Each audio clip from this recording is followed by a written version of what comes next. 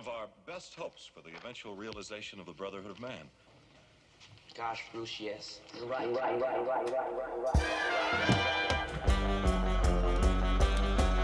Fucking Wallace.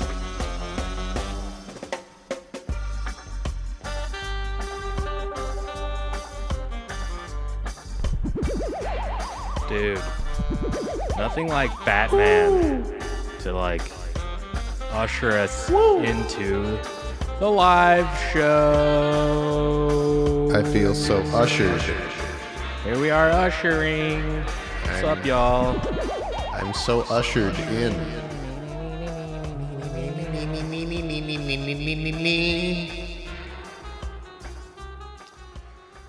What's up, everybody? Yo, hello. Welcome to Black Market Live, the show where I fix my camera. And yeah, we make reggae live together, Yes. all of us on the intro net. Yep. I am Wiseout, Brandon. I am White Nate. shirt guy is Nate. White shirt Black guy is Market. Nate. Nate, as at the Yeah. very moment of going live, I have some kind of bizarre issue where God. the left channel of everything Yeah. sounds like garbage all of a sudden. Oh, really? Okay, yeah. They that's the other what do you call it? Facet feature of this show. Well, okay, two more features of the show. One is that we do it in the morning in California, which is where I am. So my brain never works, especially in the beginning of the show, because it's like There we are. right now at a time where every other day of the week I'm asleep. Literally, your cough just now fixed my audio. You're welcome. I just Fonzied Oh, my your God. audio rig. Yeah, you did. All right, we're And good. Everything's good now. Thanks for coughing, Brandon. you're welcome. And the other feature, of course, is that all the technology of the show is constantly breaking down. So Yeah. Hey, we got Magaduppy in the chat. We got Sidewalk Magaduppy. Candy. We got Joe What up, Andy? Oho. We had Nate Bublitz. Thanks for watching, Yep. everybody. Yeah. Welcome to the show. Glad you're here. So, yeah, today we're going to work on more Radiohead stuff. We're kind of in the middle of that stuff. So, last time we were working on Nude 2 weeks ago. So, also welcome back, everybody. Thanks for returning after our little mini vacation. Yes. So, yeah, last time we were working on Nude, which is in 6/8. Which was a very unique, amazing challenge. And we mentioned on the stream that it would be really cool if we had real drums on it. And a friend of the show, Magaduppy. Yeah. Guess who came through? Guess who fucking came through, man? Magaduppy.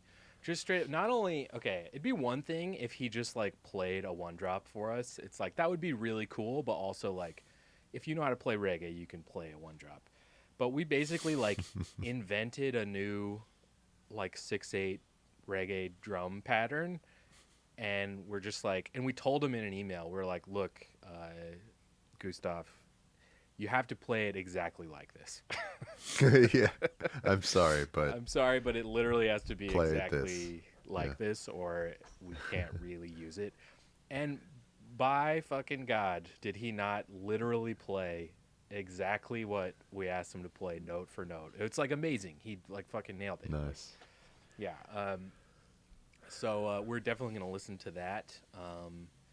And Some people think like in music that like it takes a higher degree of skill to be able to just come up with something on the spot and improvise, and you know, fill the space with your own creations and stuff. That's like the mark of a higher level of skill. But yeah, more often than not, actually doing what Magaduppy did, which is no, it must be precisely like this. And then to execute it and it sounds natural and it sounds real and Yeah. like you actually do it, that is way harder to do. Yeah, way harder. Yeah. So yeah, it's just like, you know, God, I love doing this show because like the fans, you guys watching, it's like you guys interacting with us and getting to play on. Now for the first time we have people who just started out watching this show are now they're going to be on a Black Market EP. The next Black Market EP is going to feature a fan from the show, which is so fucking cool. And I want to like encourage that to keep happening. So, because Andy, step it up. Yeah, Andy, play some. I don't know. What could Andy play? Play a kazoo, Andy. You can play a kazoo for us. Play that roots kazoo. But also like Joe Oho is watching, and he's just like a fucking slays on the keyboard. So maybe we could get him on some stuff at some point. Papa Jocko plays. Papa Jocko could probably double kazoo. We could have a kazoo section. Kazoo section. Baritone kazoo. Yeah. And then also today, like I said, my goal for this show from now on is just to have a new remix for us to work on every single week. I think that is the coolest version that could possibly exist of this live show. So we've also got another Radiohead remix that I started yesterday. The song Reckoner we're going to remix as well. So I've got that ready. We'll probably check out Nude first and then dive into Reckoner. But do we have any house cleaning notes? How was your couple weeks off, Brandon? It was good. Sorry if you can hear my cats playing with a toy in the background. It's probably pretty loud. Sounds like your cats are getting ready to go to work. Yes. Where are my keys? Where the fuck is my litter box? Fuck! I have to. Where's the litter box? I don't know. What the fuck am I saying? Oh yeah, did we have 2 weeks out? How long were we? Anyway, my time off was good. I had fun hanging out in the chat with Andy and the others. It was mainly me and Andy hanging out in the chat during the preview of our playback episode. Yes. Last Thursday. That was fun. Yes, that was awesome. And Andy says dub claps for Magadami. Should we do dub claps? Yeah. Okay. That was a very sad dub clap. Okay, thank you. Amazing. Thank you, Magadami. Yeah, and I was just telling you before the show, I am gonna be gone now from the stream for the next 2 weeks after today. Yep. I got a job, got hired to do some sound up in Oregon for a couple weeks. Yeah. So I'm gonna the only computer that I have that I'm gonna be able to bring with me to Oregon is my trusty but old laptop, which isn't capable of very much. So I'm not gonna be in my studio. Which is all good. And I'm gonna be working too. So yeah, Brandon's gonna be busy for the next couple weeks, which is all good because we still got probably 2 more Radiohead songs to work on. So I think loosely the plan is I'm going to do these streams by myself, and we'll probably be pretty low key. It's just going to be me working. So if you guys want to watch that, you can, and I'll just be kind of assembling the next couple remixes and just doing the stuff that you guys don't really get to see. I usually come into this stream with the remixes like prepped. But you guys will see the remixes kind of from the ground up, which could be fun. Yes, yeah. Andy says got a job script. I think you forgot a word for Stranger Things, Brandon. Yeah, yes, exactly. I got hired to go to Oregon and fix the scripts for season 4 of Stranger Things. God. They're gonna reshoot it. No. With my changes. Brandon has very little, tiny, nitpicky things that he doesn't like. Although he will concede that season 4 was fucking amazing, but there's little yes, it was. I love season season bullshit 4. That he has a huge problem with. Whatever. We don't need to go into Stranger Things. Although, how fun was listening to those Stranger Things EPs back to back this morning? That was cool. Yeah, that was great. But it is an example of how like it's what it takes for something to be good. Like it gets you in the heart, like it's a feeling thing. It's a vibe thing. Like I love season 4. Yes. And it's just like music, like one of some of our favorite greatest albums ever. Like we're listening to like a lot of Sublime. Oh yeah. Those are like in some ways, those are the most like incorrectly, terribly made albums. Yeah. There's so many like Errors. blatant errors and just Yeah. like shit that is just wrong and not musical about the ways that they're made, but they got soul and they just Yeah. connect with you. Yeah, exactly. And I feel like season 4 is like that. There's lots of functional errors, but man, you just care and you just love it. I was I was like on the edge of crying for most of the last like 2 episodes. It was pretty gnarly, but it was great. It was super fun. Makes me realize we have to do Stranger Things dub volume 3 with Chudan, with Wise Owl, and do. I'm sure season 5 they're gonna like introduce like a bunch of fucking like new pop songs that are just gonna like sweep the world by storm again. Yeah. But I mean, we got to do a Kate yeah. Bush remix. Obviously, I really dropped the ball on that this year.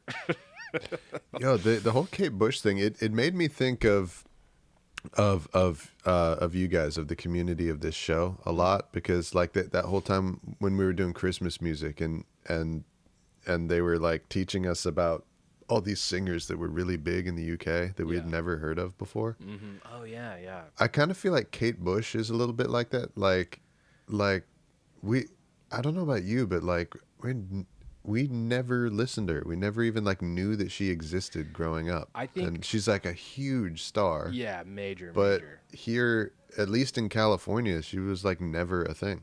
Yeah, I think I remember like there were very cool girls that I went to school with in college that were like huge fans of hers, but like she was just like not really on my radar. But she's obviously like a mega star, so it's like she's kind of on us for being dummies. But she's like one of the biggest album sellers in like ever. World history, isn't she? Yeah, ever. Like the album that Running Up That Hill's from is like fucking like a smash, like huge record like, that I've never heard before.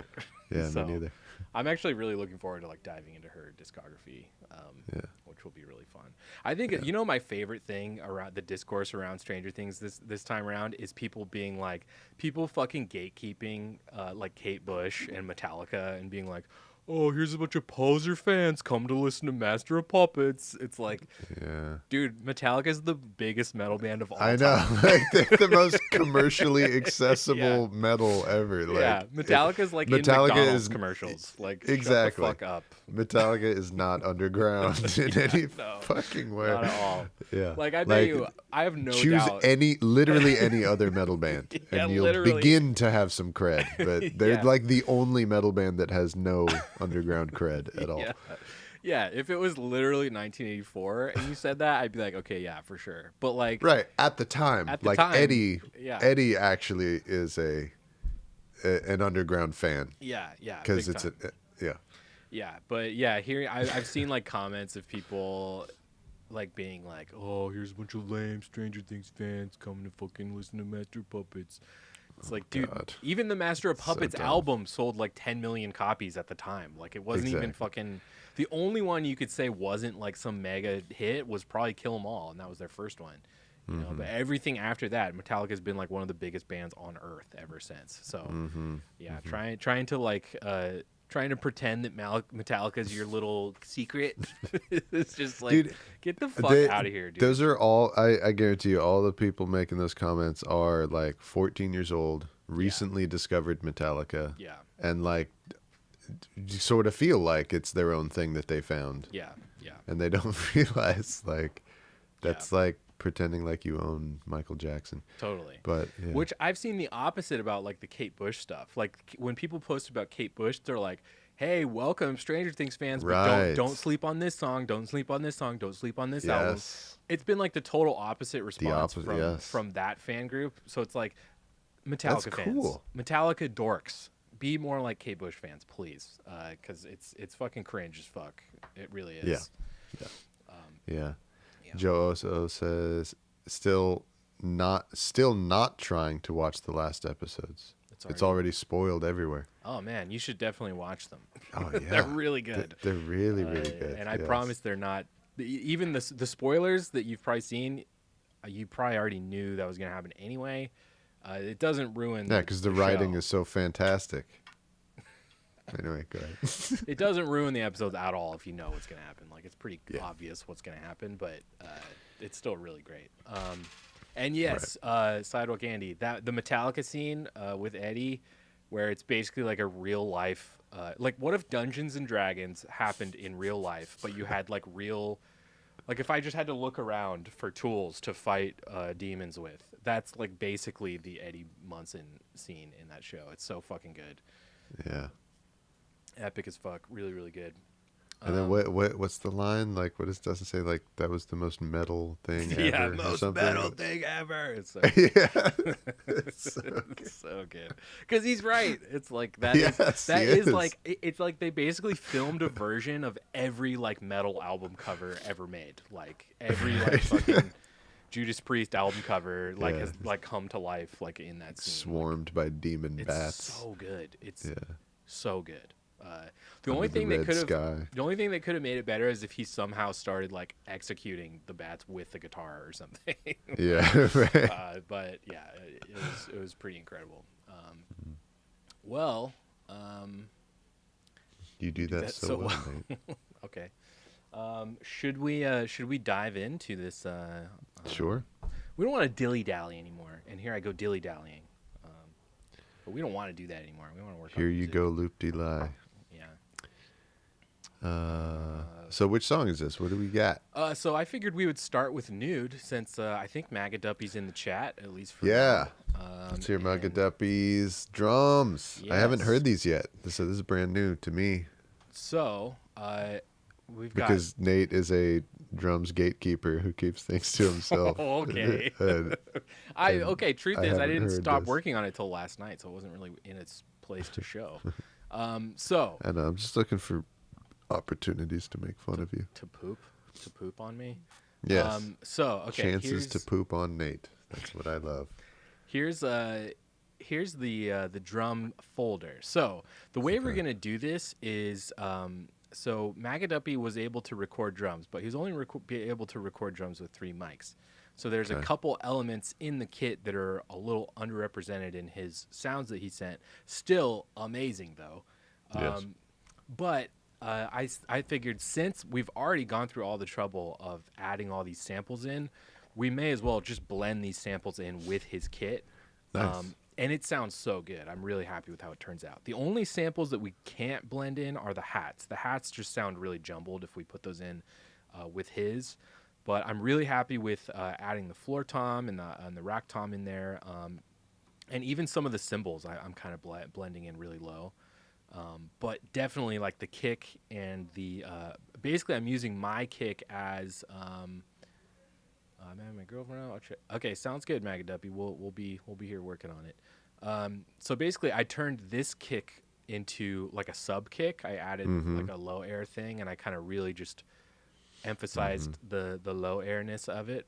And then his kick is just really really punchy. Gives a lot of the attack. And then kind of a similar thing I'm doing with this snare. This sample snare now has just a whole lot of 200 in it, like 200 hertz to give. Is that Vitamin? Fans of the show will know Vitamin. Dude, Vitamin is literally on fucking like every track now. It's like I basically do. It's one of our favorite plugins right here. Yeah, I basically do Vitamin on the tracking end in Ableton, and then once I get Vitamin all over everything in my tracking session, when I dump it into Reaper to do an actual mix, that's where I EQ stuff. So I don't even begin to EQ until I get into Reaper, and Nice. In Ableton, it's just all Vitamin. I love it. Yeah. That's So cool. I don't know. How do you want to do this? Do you want to hear this just with his drums alone, or do you want to hear just his drums by themselves first, or you want to just hear what we've got? Yeah. Let's hear what we've got, and then Alright. and then you can show off Awesome. what his drums. But yeah, so this is Magaduppy playing drums. Yeah, Magaduppy on the kit. We've never had anybody play drums other than Horseman or Style Scott Or John Cobb. or John Cobb.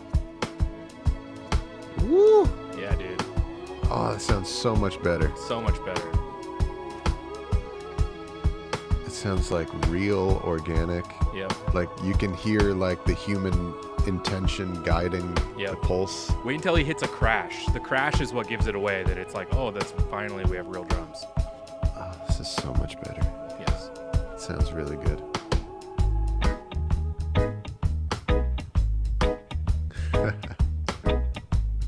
Lines up perfectly with my samples.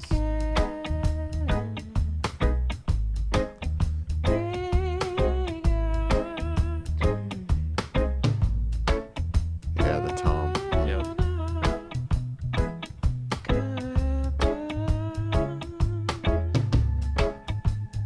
Yes. Yes. Actual cymbal. Yes. Real drums in a real room. Yep.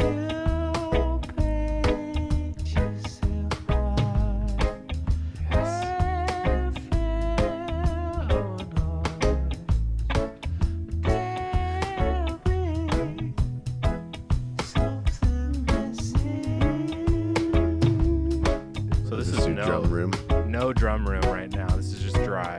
And then I have it kind of sitting around here-ish. Really subtle. This is our favorite reverb plug-in too. Yeah. That's like the only one that I ever use now. Yeah, dude, same.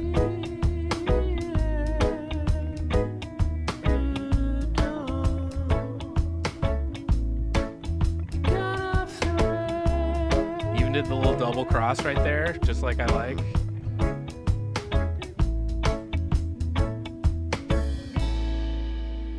Yes. Like he nailed it. He totally nailed it. Perfect. It's perfect. That is a damn good drummer. Yeah, dude. No, like I think we absolutely should do like a little featuring Magaduppy EP where he plays drums. That'd be really fun.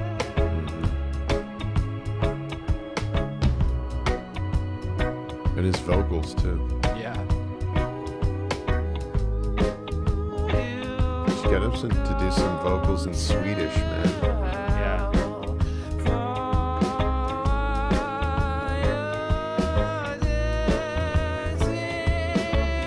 That snare.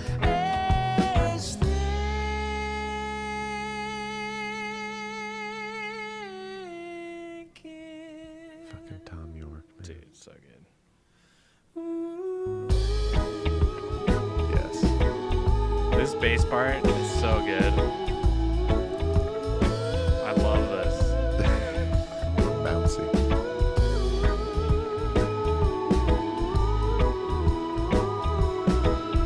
So are you liking it with no guitar stick part in there? Just bass? Oh, yeah, I do.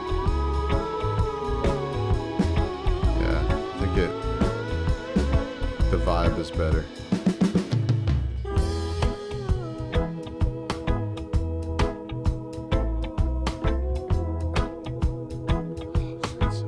So good.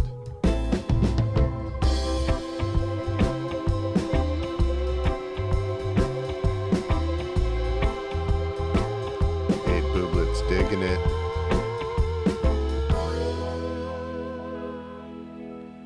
Finesse that ending a little bit so it's a little smoother, but yeah, overall just excellent job. Massive fresh dub clap. Yes. For Magaduppy. Wow. Amazing. That sounds so good, man. Yeah, Magaduppy, dude, you killed it. And I don't want to like call you out or anything, but he sent me this email that was basically like, oh my God, like I can redo it. It's like this, and this. I could do better, blah, blah, blah, blah, blah. And I was just like, okay, we'll see. And I plugged it into the session. It fucking worked perfect. It sounds amazing. It blends with my samples perfectly. He did an excellent job. So Magaduppy, if you had fun doing that, we definitely have had a lot of fun having you on it. You're definitely going to be on the final version. So in the future, I hope we can get you on some more tracks. That would be really, really fun. Nate Booblets, digging it. Me too, man. Woot. Woot indeed. So yeah, Nate, this is the song I was telling you about earlier in the chat. That it's in 6/8, so it's like this weird. It's in a weird time signature that reggae doesn't really exist in very often. So this was like a particularly, I can't underscore enough how particularly difficult this would be as a reggae drummer to just like jump in on. Like this isn't like a normal thing. Right, yeah, exactly. We're here freaking out about the quality of this and how well it's played, not just because it's like, wow, that sounds like a really good reggae beat. Yeah. Magadepi. It's like, no, just how naturally he performed that feel in 6/8. Yeah, yeah. It's nuts. It's really Yeah. nuts. So, yeah, really, really great work. So, do we want to dive in on this and do some more work on this right now, or do you want to hear Reckoner first, and then we can kind of decide which one? Oh yeah. Can I hear Reckoner? Yeah, You yeah, let's do gatekeeping guy who keeps music, All right. and I don't hear it. I don't. You. Absolutely not gatekeeping. You guys hear that like that What defensive about- panic Wow, that happens wow. in Nate's voice? What? That's like what I live for. No. What I about? love it. He's like, what? You know, what? Hey, hey, man. What about just like, saving your reaction for the show so that it's like a good episode for once instead of trash like we always do? What about that? What about like, what if Brandon heard it on the stream for the first time and then people could we could all be here reacting together? Yeah, that would be a good. Yeah, I'll just gatekeep it from him until then, and then the show will be better. Wow. Okay, let me consolidate one thing just to make sure this doesn't poop on us while we play. Oh, Fun. This will take a really long time. Awesome. Oh, Yes. man. yeah, Reckoner, another song from In Rainbows. So far two out of the 4 songs from this Radiohead EP are both from In Rainbows. Yeah, and I think we're going to do some more from In Rainbows, but we don't have the stems for those. So we're going to have to do some kind of weird stem rippage artificially, which I don't really like to do, but we might. I think there's a couple me and Brandon listened to a couple weeks ago that we think the AI stem extraction programs would probably do a good job at. I haven't done that yet, but Yeah, I think it'd be just so nice and clean. They're have all all 4 from In Rainbows. yeah, I agree. It's just in a rainbows, in a rainbows, and it makes it like a nice clean thing to listen to and to enjoy. Yeah, and also just talking about taking some lessons from our friends at Stranger Things, where have mastered the art of keeping things open for a sequel, setting things open for a continuation. Yeah. Like if we kind of scatter it around the different albums, it makes it harder to have a nice clean next Radiohead one in the future. Yeah, because you guys probably remember we did do Creep as well, which turned out really great. I love what we did with Creep, but it's so far removed from the In Rainbows stuff. Like they might as well be 2 different bands. So yeah, it will make for, if we do wind up having Creep on it, it will kind of make it a weird. The flow will be off for sure in the album. So we're working on that. Word up. But we'll see. All right, so if you guys remember Reckoner is the one that has like all the drums are panned in the right channel, and then this crazy tambourine is like of equal volume panned just as far in the left channel, and it's really, really cool. Can you do a bonus B-side of Just from the Bends? If I could find the stems, I would, man. It's a lot of stuff. Really good. A lot of stuff from the Bends would be hard to do because there's so many like loud guitars. The vocals are really buried, so I'd have to get an AI thing to extract that, and that'd be really hard to do. I don't know if I'd be able to do it. But yeah. I mean, if somehow, some way we can find some acapellas, some isolated vocals from the Bends. Yeah. Like exactly like that. Maybe that's the next Radiohead EP in the future, is all 4 songs from the Bends. Oh, I gotta consolidate some more stuff. Sorry. That's all right. Should have. And done if this that's the case, before. Just would have to be one of them. Yeah, Just would be cool. And typically I don't really mind mixing stuff up from other albums, but the In Rainbow stuff is so like delicate sounding, and the Bends and Pablo Honey stuff is like the complete opposite. It's like crazy loud, like grunge rock shit. Yeah. So Being snotty young men. But like, I reserve the right. We very well might just have Creep on this EP. I don't know yet. You know, if it comes down to like we can't artificially extract, you know, other vocals that would sound good, then we'll just go with what we have, and that's kind of in the black market way of letting the chips fall where they may. You know, so it is what it is. But we'll see. So Patreon exclusive. Patreon exclusive, yeah, why not? Which, by the way, we are going to start dropping some Patreon and Bandcamp subscriber exclusive content if you guys are interested in seeing some of that stuff. Me and Brandon filmed this whole, like, probably 10, 11-minute review of Mr. Morale and the Big Steppers, the Kendrick Lamar's new album. Yep. And we're going to be dropping that probably in the next day or two exclusively for patrons and subscribers on Bandcamp. So if you guys want to check that out and be privy to all of our content, not just the stuff we post on YouTube, yes, I'm going to drop the Patreon link in the chat. So you can go ahead and join for as little as, I think, $1 or $2 a month is the lowest tier. And you get all kinds of fun stuff, the little insider crew, Patreon crew.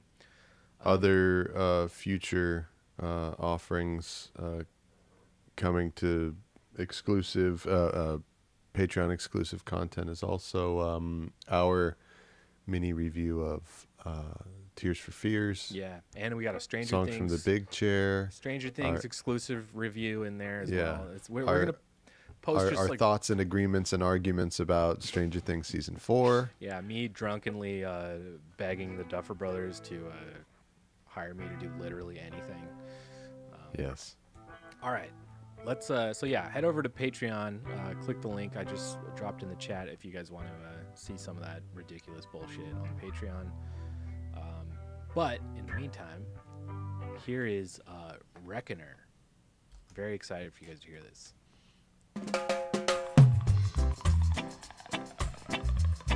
Wow.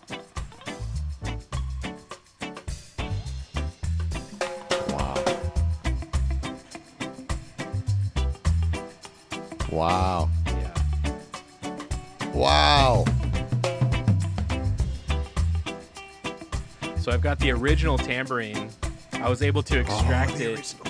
So the original tamborine's in the left, and then the Horseman tamborine's in the right. That's genius.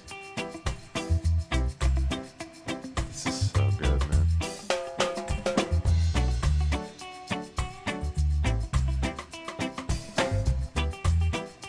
Super fun to play too.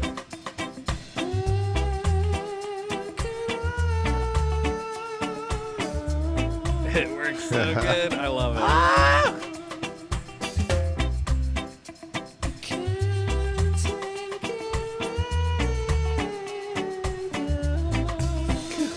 love this, man. I left the fills kind of random because in the original song he's kind of just playing all over the place. And I kind of like random fills, so I think it's fun. Okay, cool. Sidewalk Andy says, In Rainbows was not just an epic album, but also was a game changer and a big middle finger to the music industry with their pay what you want for it. Dude, In Rainbows is why I have all my shit pay what you want, and because I can't charge for it anyway, but like, you know, that's a big reason why. Yeah, it's the inspiration. It is. When they did that, man, I remember that was like the biggest, like, why the fuck didn't anybody else think of that before that? Yeah. Like, it was right under everybody's noses to do that. Yeah. And as soon as they did it, it felt so obvious. Yeah, totally. And, I mean, Bandcamp didn't exist. Did Bandcamp exist when this album came out? I think it did, actually. I want to say that's one of the places they released it. Or no, they released it on their own website. That's what they did. Yeah, it was their own. So yeah, it feels very appropriate to do this stuff and then release it for free. Oh. Dude, that sounds good. So I took out his guitar right here. which I think is cool.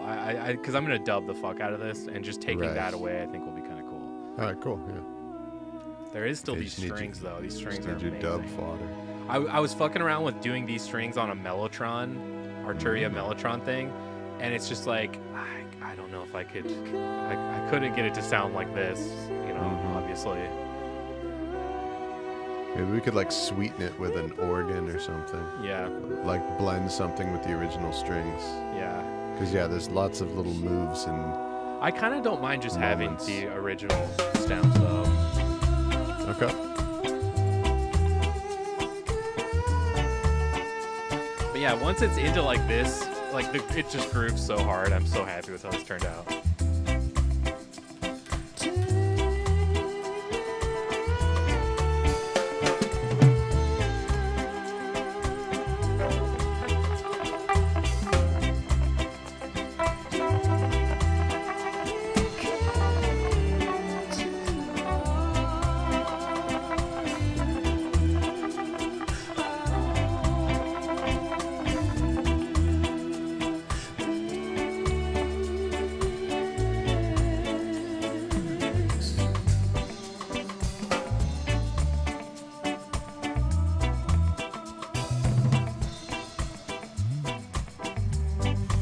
Bass slide. Yeah.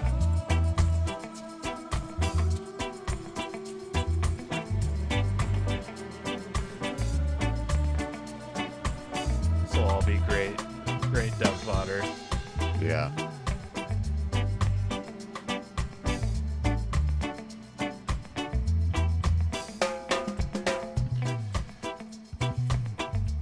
Yeah, you almost never do ska, but yeah, this is kind of like a It's getting there. It's, modified yeah. ska. Yeah, it's very, very close to ska. I wouldn't say it is ska. I mean, I don't know. What do you think? Do you think that's ska? It kind of is, I guess. It's here. Play like just the meat of the groove again.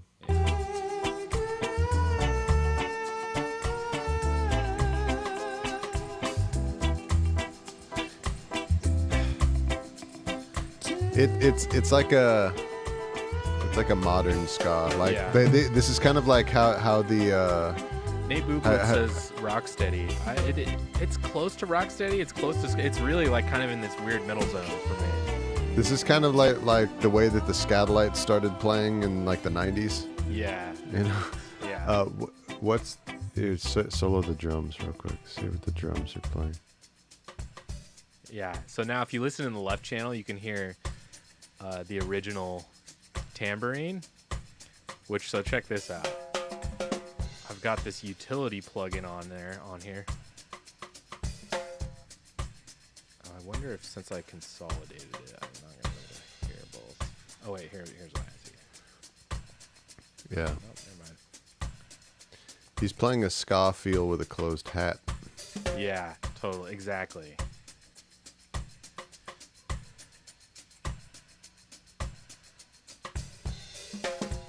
But yeah, and then I've just got magic verb on the other tambourine, just to kind of sort of make it sound like the original tambourine. Yeah, it's a nice detail to keep from the original, and it's a huge part of the original. Yeah, exactly. That Yeah. washed out Massive tambourine is like yeah. one of the most distinctive parts of the original. Yeah. So yeah, and this then is really nice, Nate. you could hear. Here's where's his guitar at? Here we go. And you get those little bends and moments in there, like from the original.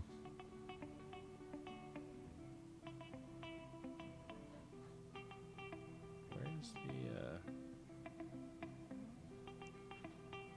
why is it only the acoustic guitar? That's strange. Oh, there we go. So that's so everybody, the guitar in the left channel, that's Johnny Greenway's original guitar. Then there's this acoustic guitar that I think we're kind of just going to ignore. But here, I'm going to throw a utility on here. So this is a really cool plugin in Ableton, for those of you that don't know about it, especially when you're dealing with stems that maybe have more than one instrument in them, but that are hard panned like this is. So if we just want to hear one of these guitars, we can go and drop utility on this track here and just select which track we want to isolate. Oh, nice. So this is just that Johnny Greenwood guitar that I'm kind of recreating here. But all I'm not doing it with this kind of really. He basically has the tone knob turned all the way down, and he even sounds like he's strumming with his fingers. Doesn't sound like a pick to me. So I'm doing it totally differently than how he's doing it. It sounds to me like like he's finger picking, and it's sort of like in a Paul McCartney Blackbird way, Yeah. Like when the low notes are an octave lower, it sounds like he's doing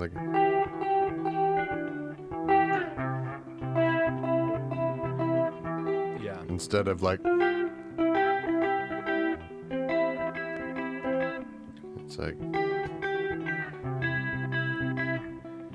yeah. But that's all very un-reggae. Very un-reggae, which is why I did it the way I'm doing it here. Yeah. Yes. It's just harder to pick out. I think it's a little harder to pick out than his in the original, the way I've done it. So we have some options. Would you want to try that part? I saw you were kind of figuring it out. Or yeah, I could try it. I think it'd probably be easier for you to figure the part out if you tried the bass first, because the bass establishes the whole form, and once you get that down, the guitar part's actually really easy. Okay. Because it's just the same sort of thing that just follows the chords, right? Yeah, the chords go. This chord progression just loops. There's only 1 or 2 moments where it changes, and there's an outro chord progression that's different. Okay. There's only one. I think there's 2 moments where it goes to an A major, and it goes C to E minor twice, and then it goes to an A major, and then the form just repeats again. Okay. The original form. Groovy. Yeah. Sounds so good, Nate.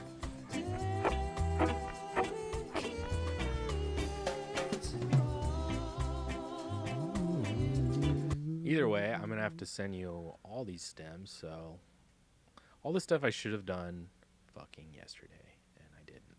But here we are. Dedicated to all fucking you. Do you want? I'm gonna send you everything I have, so even their stems too. Okay. Oh my god. Yeah. What's up, everybody? What up? So I have his bass in there too, but the bass is I don't know. There's literally nothing to ascertain or gain from listening to the bass part, but I'm gonna throw it in there too. Yeah, what does the bass play in this? It's very simple, just whole notes. Nice. Really, really basic stuff, but super effective. Yes. Dude is a smart bass player. Yeah, he's great. That's one of the strengths of Radiohead is that they all are. They're a big band. It's really they have 3 guitar players, a drummer, a bass player, and actually they have a touring drummer. They have 2 drummers they take on tour now. They have Phil Selloway, the original drummer, and they have another drummer who's just a live guy. So they have 2 drummers on stage when they play live now. And he's even apparently that guy has been on some of their studio sessions for their latest album, Moonshaped Pool. He was on, I think, one of the songs. So they're a big ensemble, but when you listen to their stuff, you're like, this doesn't sound like 7 people playing together. It sounds like a trio sometimes. Yeah, it's true. But it's because they all of them know when to step back in service of the bigger picture, or in service of the song. They don't all have to be on every single song for them to feel like they're contributing to that song, even, you know, which is kind of like a wild amount of maturity being displayed by such a massive rock band with big egos, like I can imagine they all have. You know, and it's literally like a strength of their band that they have been able to do that for the last 20 plus years now. Yeah. Since they did Kid A. This song is a really good example of that. Like the original version of this song, it sounds almost like two people. Yeah, it does. It sounds like drums and Tom York playing guitar. That literally could be a guy singing while he does a little thing with his guitar, and a drummer going nuts in the corner, and then he overdubs some tambourine. Yep. And then strings come in for a second. Yeah. But it's a whole band playing. Yeah, and like they find, like, the strings is a great example of, like, Johnny Greenwood doesn't have to play guitar on every song for it to for his influence to be all over it. Like, especially like their new stuff, it's like he literally is just like, oh, I write film scores now, so I'm just gonna orchestrate an orchestra over this track instead of playing guitar on it, you know, which is like that's my new thing. Yeah, it's fucking cool. Like, I was on a road trip this past week up to Indiana to stay at a lake house, and it was like, I don't know, 5-hour drive one way. So we had 10 hours to kill in the car, and we listened to every Radiohead album from OK Computer through Moonshaped Pool, like, in a row. We just listened to all of them. My girlfriend was probably ready to blow her brains out, but... Oh, okay. One of us was enjoying it. Yeah. No, she was digging it, too. But it was cool, man. I mean, like, it's wild hearing their progression, like, and, like, goddamn, hearing the leap from OK Computer to Kid A is, like, maybe one of the craziest, like, successions of albums in rock history. Like, dude, I remember insane. When Kid A first came out, like, all the journalists, like, the consensus was like, is this good news? Yeah. We can't tell. Like, people were, like, in shock, like, needed to process it for a second. Like, we can tell it's significant. Yes. We can tell this is important, but we're not sure if it's good or not yet. Right. Yeah. Or if Radiohead has just ruined themselves. We can't tell. Yeah. Yeah, it's wild, man. I can't imagine, you know, because I remember the discourse around it, but I was not a Radiohead fan at that point. I was only like 11. But I do remember when it came out. And that was kind of my first exposure to Radiohead, was like just the holy shit, what the fuck is Kid A? Like, that was like my introduction to Radiohead, you know, was like... Yeah, just the amount of publicity that it got. Yeah. And people were talking. Everybody just losing their minds over how weird it was. But like with hindsight, looking back, it's like, it is like the album that it was the perfect album for like the dawn of the 21st century. Like, exactly. Yes.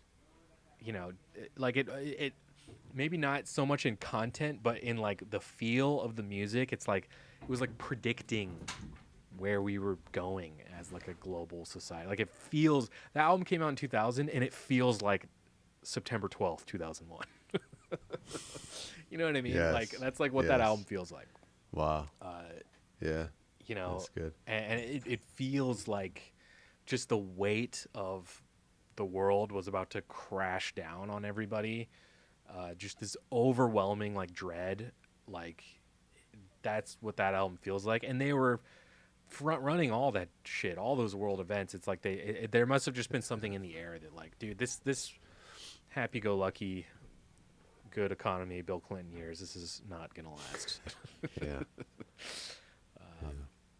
The president Papa getting Jocko's here. Oh yeah, Oi oi. Oh, and Emilio. What's up, Emilio?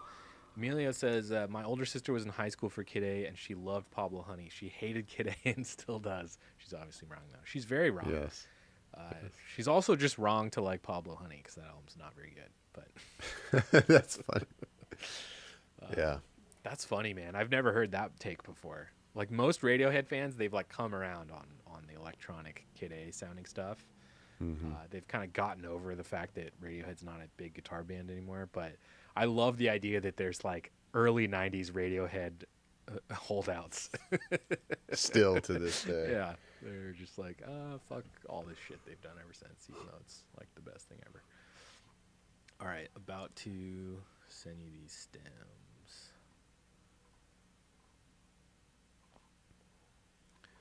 So yeah, what are you thinking? What do you want to try on this? I think you're right. I think bass on, what's it called? Bass on Reckoner first. I think you're definitely. right. All right, I gotta get my bass out of the case. sweet. All right, I'm sending you this email. Sending emails on stream. It's just the kind of. Welcome to the email stream where Welcome we to the sit here and email email show. each other. Welcome to the email show where we send you got mails to each other.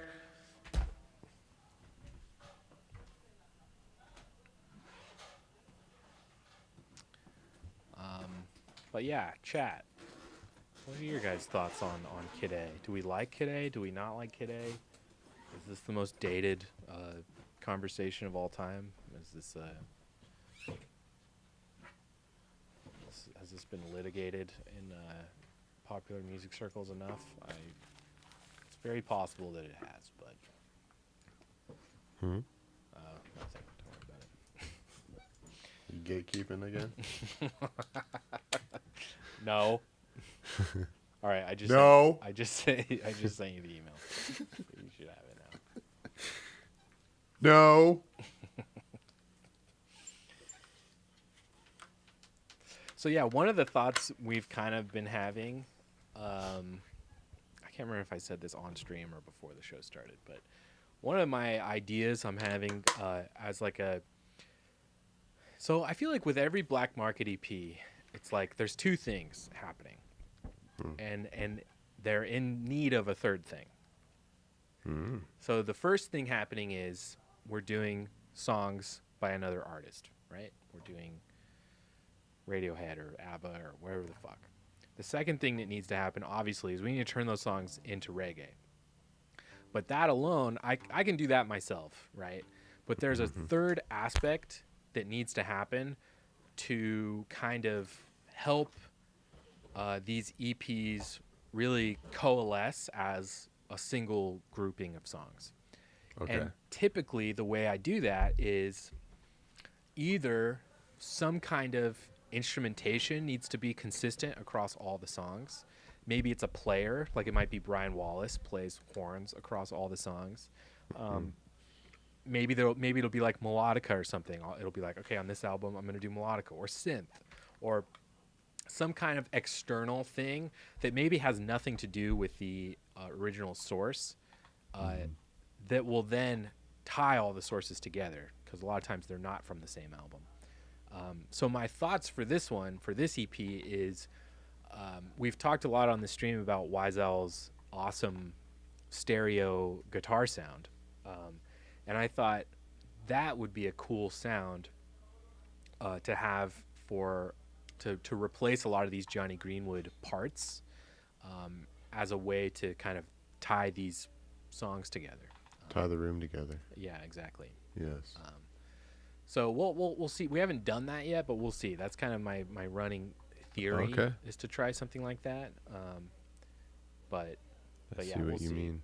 First we'll do the BS. BS. Yeah. All right, switching to Brandon Greenwood cam.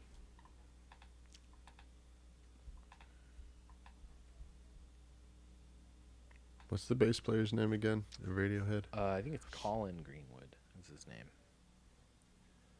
I'm replacing both Greenwoods today. Yes, you are. Yeah, they're brothers. Yeah, they are. It's wild.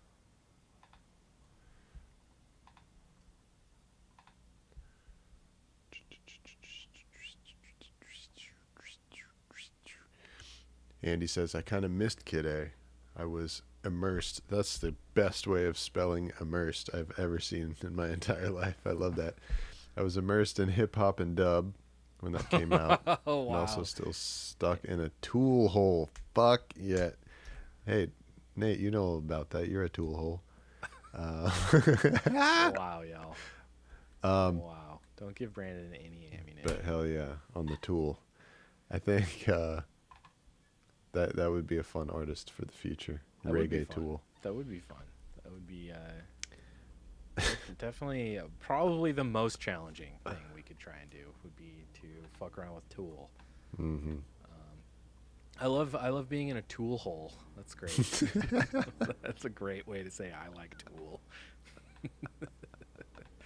Plus 10 for writing it capital T-O-O capital L. You're right. That's awesome. Oh, I love you, Andy. Yeah. This is the best show. This is how you do it right here. No better show. Tool. Oh man.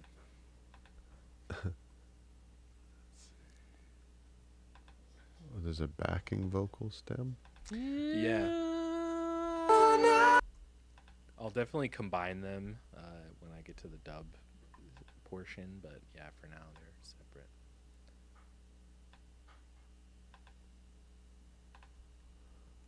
Okay. Tool Hool. So let's see what we got here. Some Those drums, they slap. They're what? They hit hard. Yes. SLAPP. Oh, you know what? I can resend them separated if you want. It's okay. Let's try it out. Okay. If I can't get around it, then we'll hit you up for that. Okay.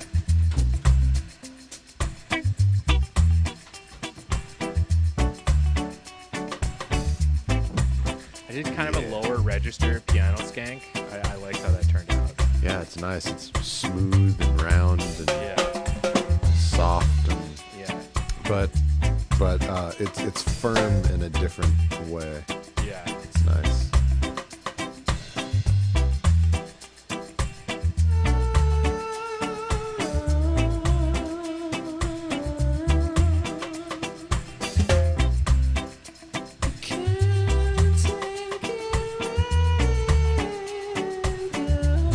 So yeah, like I like my stick part. I feel like Yeah. either I could do it better or your guitar tone might just I don't know, make it sound a little more substantial or something. I don't know what it is about it that I feel is missing. It's not really like it doesn't have as much weight as the original, obviously. Probably because of the way I'm playing it. But I don't know, the tone probably doesn't help either. The sound of the original is much more direct as well. Yeah. It's less Right, there's like no less verb on reverb. it. Yeah. And it's overdriven, which I never noticed until Yeah. you isolate it like that. You know, Yeah. when you listen to, let's see, where is it?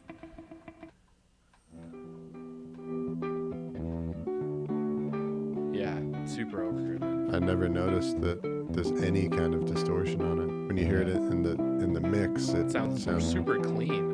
Yeah.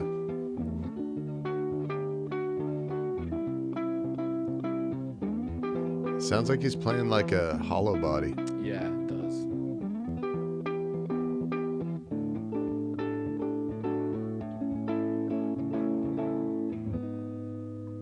Wow, so good. His like God, the chord progressions these guys come up with are just like they're so unique.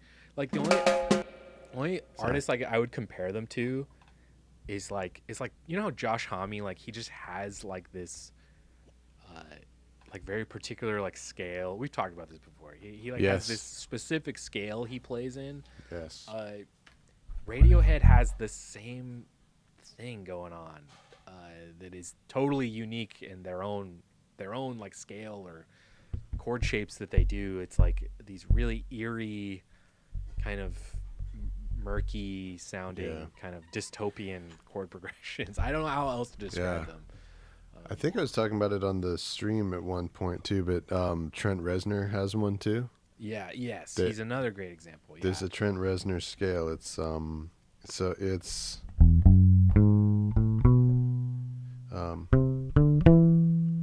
so yeah, it's the major scale but with a flat 7 and a flat 6. Wild. So he has a major third in it, but also all this minor stuff happening as it leads. Anyway, that's wild. That's like the 9 Inch Nails scale. Right. Okay, let's get some spring reverb on here to create a vibe. Yes.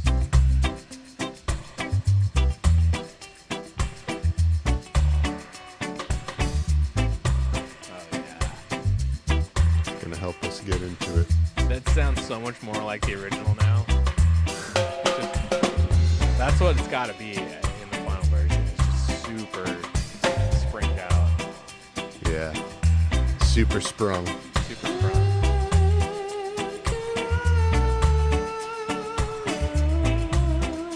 How fucking fun is this though? Like, I can't even believe how fun this is. It shouldn't be this fun. This song is like really sad and somber. Yeah, we should be crying while we play this song. Jeez. God, you know what it reminded me of, or this reminds me of, is fucking Toots on Letdown in Ooh, yes. on Radiohead. Dude, okay, I haven't listened to Radiohead in years. So I forgot that Toots is on Letdown. I completely forgot. And so Letdown comes on and I hear it's like a ska feel, and like I'm not a fan of doing these kind of remix in ska all the time. I think it works better as like reggae or like slower kind of thing. So I was kind of like, oh, I wonder how this is gonna go, but I guess the tempo is right for ska, so here we go. And then Toots starts singing, and I'm like, oh my god, this is the most perfect fucking thing ever. It's like so good. Yep. Yeah. Fucking Toots, man.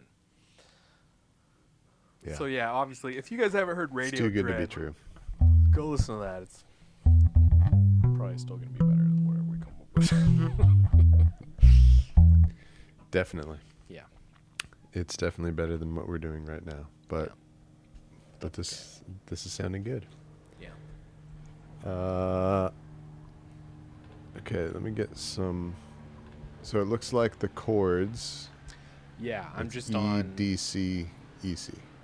EDC EC. EDC EC. Yeah. EDC EC. Yes, but it starts Oh, in the intro. on the intro, the loop I think starts on C. I think. Okay, so it's C E D C E C. Yeah. C E D C E C. Yes. And then you'll hear there are moments where it goes C to E minor. It does that does that I think twice, and then it goes to an A major, and then the original form just starts over again from C, I believe. Okay. But it's really simple, and he voice leads, or there are like voice leading things that happen that will, if you're playing the pattern that I'm doing, where you're kind of leaving space, there's like room to like kind of catch up while it's happening, which is good. But you'll see. Papa Chaco Toots on Radiohead up top. Yes, I agree. Exactly. Man. It's literally one of the best things ever. Exactly. Like, all right, let's just explore it, play around with it. yeah, and I'm not married to this part at all. I think it's cool and I like it, but it is yours to do with what you choose.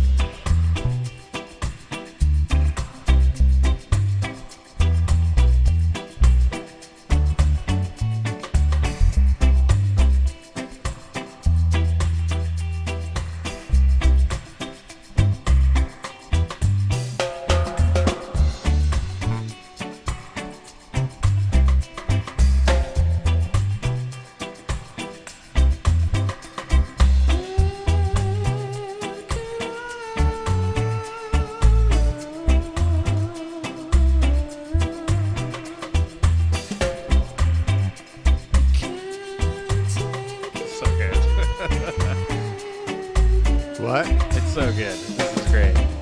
I'm grooving hard right now.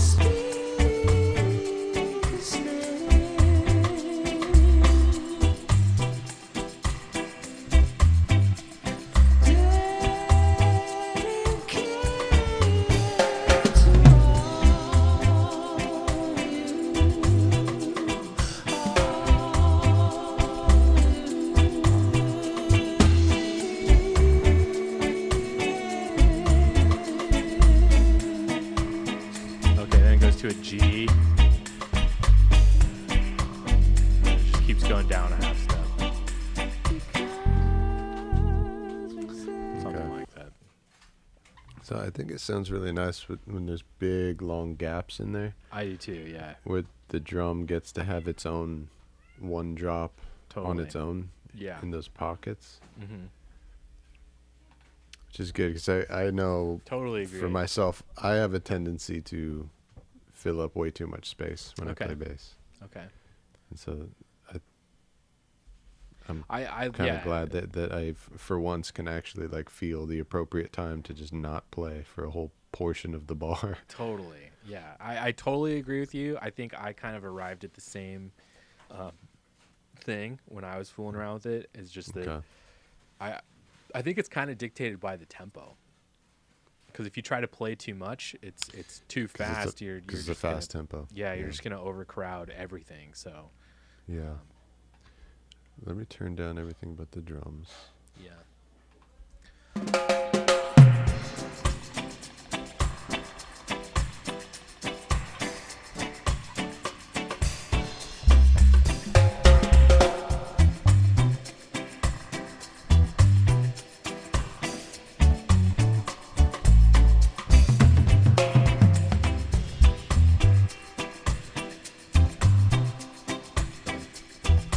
It's a weird loop. It's easy to get lost. Yeah, I'm already lost. Yeah.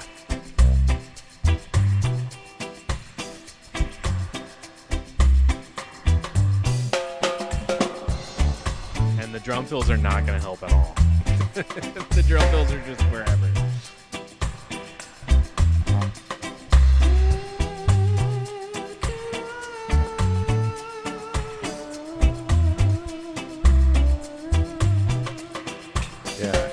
Good when the drum gets to respond to the bass line with an isolated drop. It's a little call and response going on. It's so good.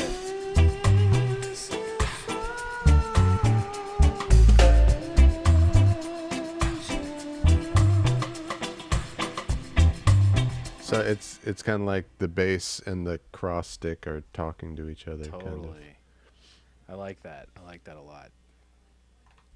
Let's see.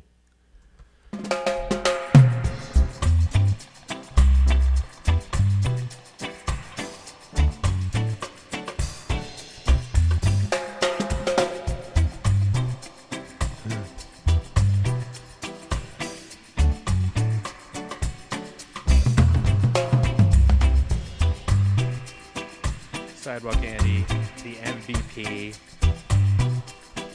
Chat. Later listeners, please smash the like and subscribe buttons to get the lads to 1,000 subscribers before their 50-second show. Before their 50-second show. That's a wild, arbitrary number. And help donate to the lads' instrument and fund. Then scan the barcode so we can hear more epic creations and see Nate's weekly legendary t-shirt in the future. No pressure, Nate. Thanks, bud. Thanks, Andy. 50-second show. Interesting. Why, Andy? I'm curious. Why is the 52nd show the benchmark? Why not the 50th show?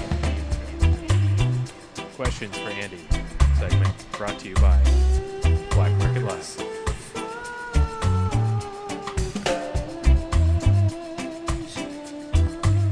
I love this, by the way. It's so simpled down. Yeah. But that might be all that it needs, man. I think so. No, I think it's just great. triads. Yep. And honestly, every time I play a little fill, it doesn't even. It feels like it's crowding it. It could be. I'm not opposed to that every once. If you pick your spots, if you pick a spot to do a fill like once or twice in the song tops, I think it would be nice. But yeah, for the most part, I think you should just. Yeah, not a regular thing. Yeah, and it kind of like this song, it feels very like droney. So honestly, the less you do, the easier it is to like get lost in the loop of that chord progression and the tambourines and stuff. That's kind of the goal. Like that's what we're trying to recreate, that feeling from the original song, less than trying to recreate actual elements present in the original song. Right. Okay. Wow, Andy dropping some fucking wild numerology shit on us. Nate, what do you relate the number 52 to? You've been stuck in 6/8 and 4/4 land. Interesting. The number 52. I kind of looked at it as 50 being like a nice round number, as like a signifier of we've been doing this for a long time. But you know what? We're not going to have a party on the 50th show. We're now going to do stream number 52 party. How about that? Yeah, and we will commemorate and acknowledge number 50 not at all. No. In any way. Yeah, no. It's all about 52. And then when 52 comes along, we'll just have a giant party. Yeah.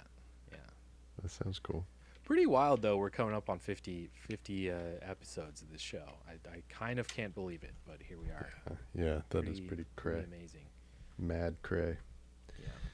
Let's see. Also, I hope you guys are digging the kind of return to the OG form of the show. We're going to throw all the segments in the garbage can, I think, from here on out. We're not going to do that shit anymore. We're just going to play music. That's all we're going to do.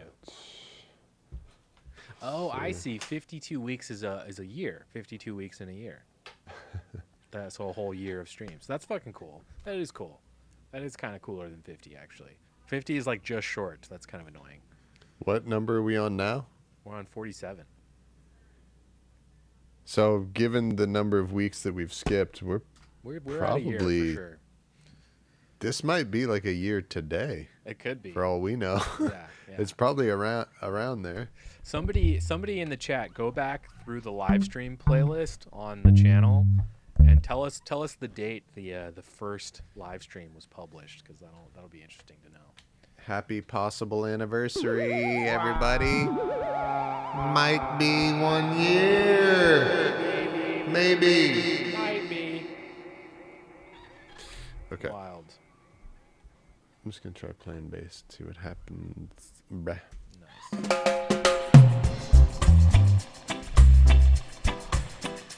Well, that happened. Oh, we've got 2 new subscribers. We're at 959 subscribers. Woo! Somebody, if you're watching and you're not subscribed, come on. Scratch my OCD itch and get us to 960. That's way better than 959. Actually, no, it's not. I actually really like the way 959 rolls off the tongue. Don't subscribe.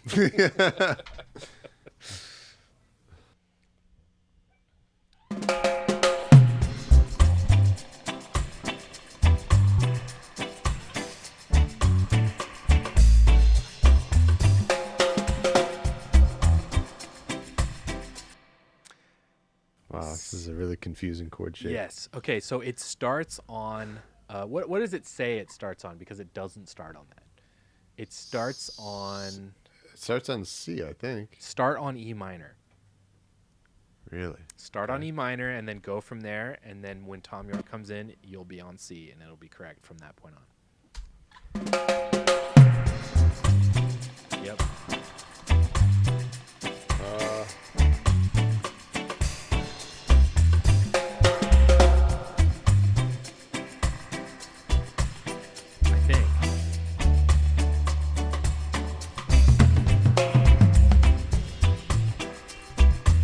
might be wrong about that. Let's see.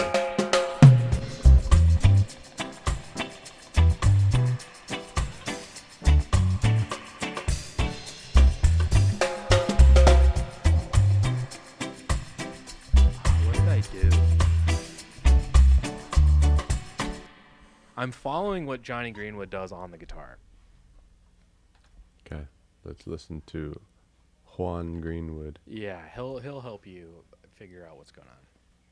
Looks like he doesn't start playing in the beginning. Right. Okay, never mind. That's not going to help.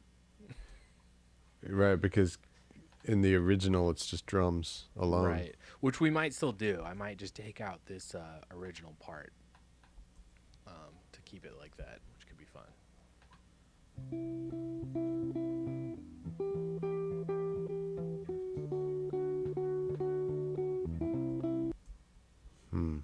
Well, I mean, you already have music in here. You're playing something that makes sense. So Right, yeah.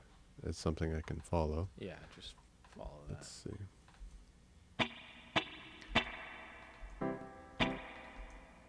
So,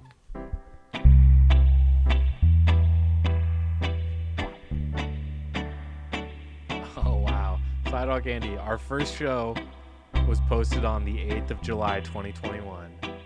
It is the 7th of July, 2022. So we are at exactly 1 day before the year anniversary. So this is our year fucking anniversary today. It is. Right now. That's Wow. fucking crazy. good thing we noticed. Good thing, yeah. Otherwise, should've, we like, would be made doing note of something that is very much us, which is we come back next week and go like, oh, we didn't even notice. Last time was our anniversary. We didn't Yeah. do anything. Dude, how fucking crazy is that? We've been doing the show for a year. That's awesome. Yes. Thank you, Yeah. everybody. Oh, this has been the best year ever. Wow. Best year ever. Thanks for hanging out, being part of the community, Yeah. hanging out for a year, making music together. Yeah. Happy birthday. Happy us. I think I have it figured out. Cool. I think you do too. Oh. Well, then that's good. Let's try to see if I'm...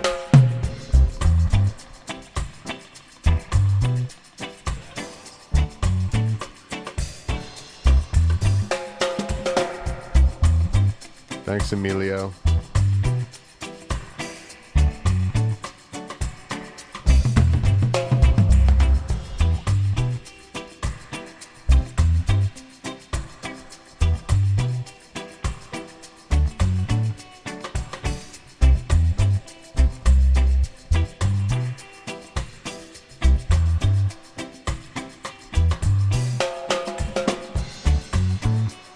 Yeah, I have it.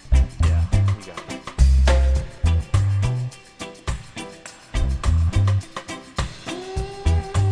Yeah, okay. Yep. I should have been recording on that because I got it perfectly. That's all right. That's all right. And now here I go to make 4 mistakes in a row.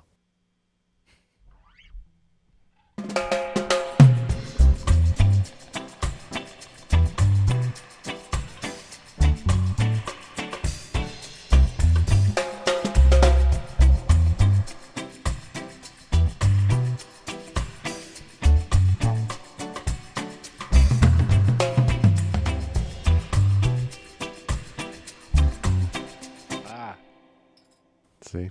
something. Is there a? Are you just messing up, or is there something weird in the track? No, it was just me playing it incorrectly. Gotcha. That's what I figured. That's absolutely what I assumed. Hey, we've got 10 people watching. What's up, everybody?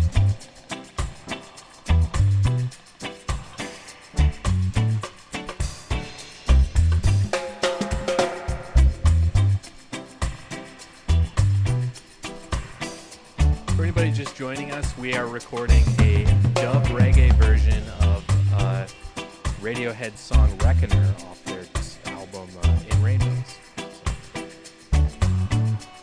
Hence the very gratuitous tambourine. Unstable Unicorn on Bandcamp. 1 out of 10 people says hello. What's up, man? Thanks for watching.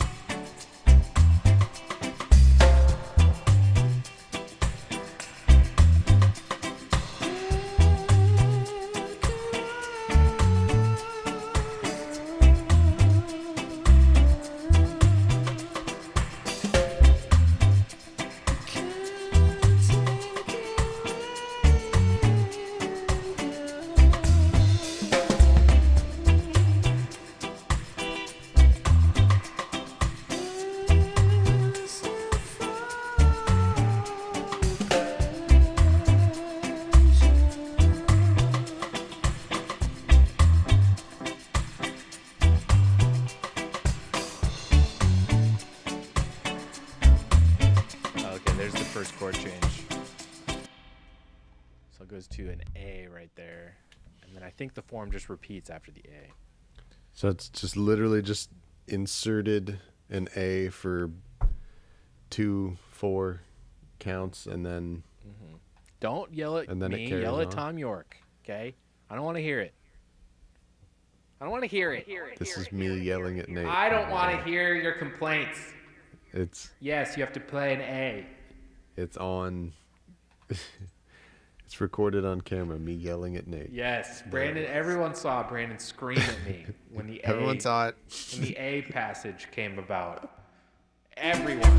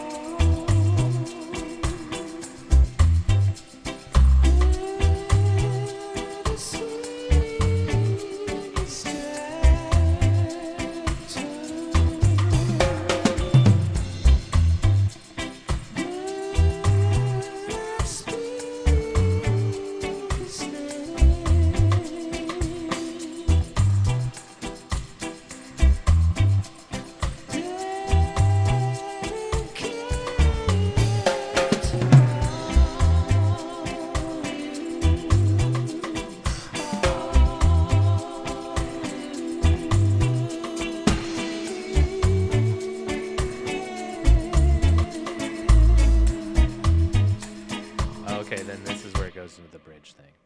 So it goes. Oh, thanks for telling me. Yeah, I sorry, I appreciate fucked that up. It goes Just A kidding. and then some other chords after that. Need some other chords. Nate, tell Brandon This when song they is so come. Hey, listen to you. That sounded pretty good. It sounded Thanks. pretty dang good. But I hope you were paying attention to the lyrics too. No. Much like when I listen to real Radiohead, I don't. I just kinda... I was literally thinking, like, I have no idea what he's singing. It's, like, totally indiscernible to me. But I'm reading along, and obviously the lyrics are beautiful, and they're amazing. But never have taken the time to actually read them until right now. So what happens here? What are these chords? So it goes A, and then I think it goes G sharp, and then G, I believe. Which I don't see reflected in here, but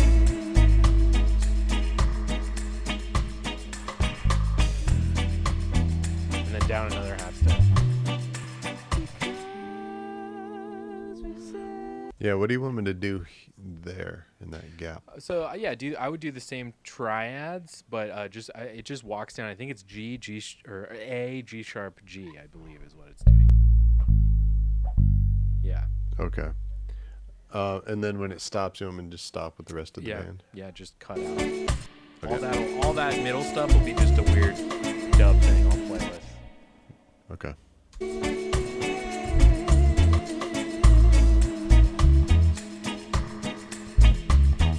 Oh, right. I was already on the edge.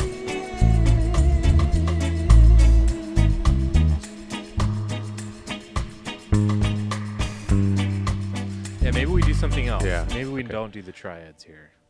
No, it's okay. I was only playing that just to be sure that is what the chords are.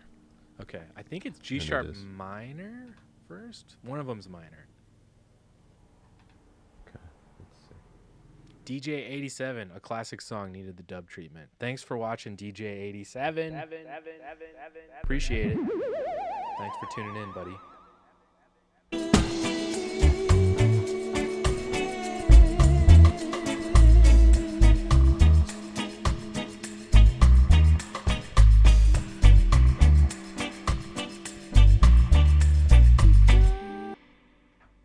Are they both minor? They might both be minor.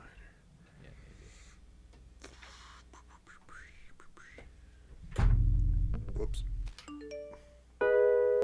Hey, look at that. Sidewalk Andy threw us a 10 tip. Thank you, Andy. Oh yeah, Dub thank clap. you, Andy. Thank It's you, my man. Giving a birthday present to the show, Thank $10. you. Thanks, Grandma. If anybody is watching the show and they're wondering why the fuck we've given so much real estate to this ugly QR code, it's because we put that there in hopes that you would give us money. Bigger than both of our heads. Yeah. So if you point your camera at that QR code on the screen, you can give us a little tip, just like Andy did. Thank you, Andy, very, very much. That's very generous of you. We really appreciate it. And thank you guys for watching for a whole year. This is fucking crazy. I can't even believe it. We should have known this before we started, but we didn't.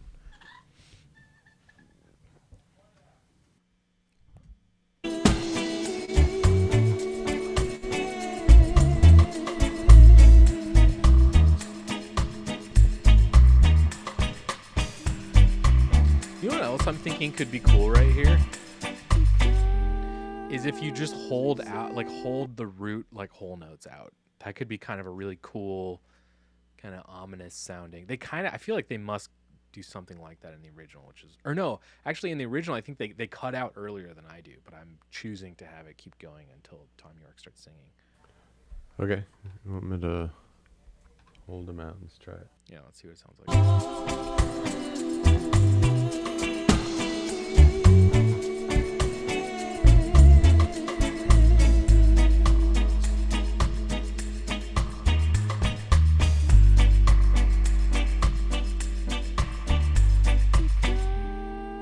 Yeah, I think that's kind of cool. What do you think? Let's A-B them. Okay. Chat, we need your help here. Tune in, focus. We're gonna A-B. Let us know which one you like better. It's a chat vote. Chat vote. Oh my God. Chat vote. Okay, here's the chat first vote one. Sound effect. Here's the first one where the bass is keeping the groove.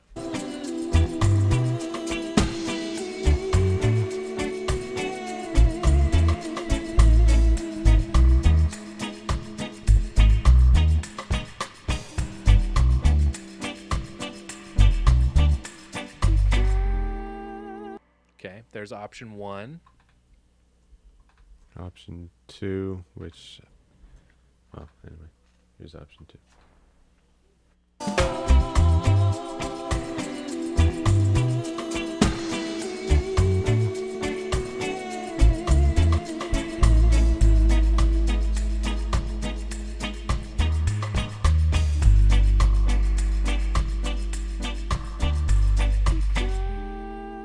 Okay, option 2. What do you guys think? Chat, what do you think? Keep the groove or hold out the notes like that before the whole band drops out?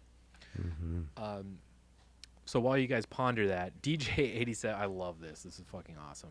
DJ87 says, I've dropped some Black Market remixes at poolside DJ sets in New Orleans. Always goes over like if I threw $100 bills into the pool. That is fucking sick. Love it.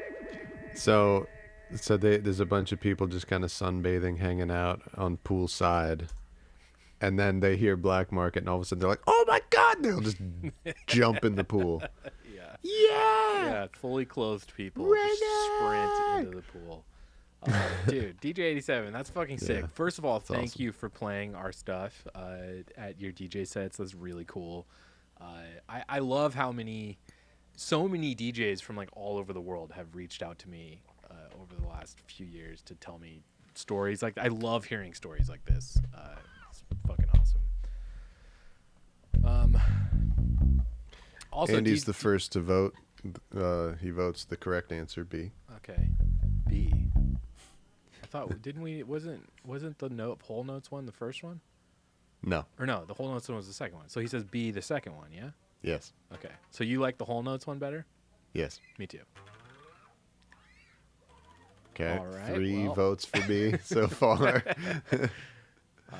Radio silence on Bandcamp side. Sounds we have like four people who are going to usurp us. Sounds like tacit agreement for the whole notes one. I like that one too.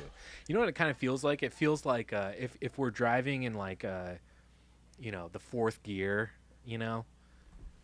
while the whole band is playing the ska stuff.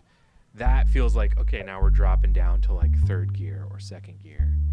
And then everybody drops out and you're just like in neutral, you know what I mean? Right. Yeah, keeping the pattern going feels like it's shifting up. Yeah, totally. Which is not what we want to do. Yeah, yeah. I don't drive stick, so I hope that analogy checks. You go from fourth gear to second to neutral, right? That's how it works in a car. That's how you drive, right?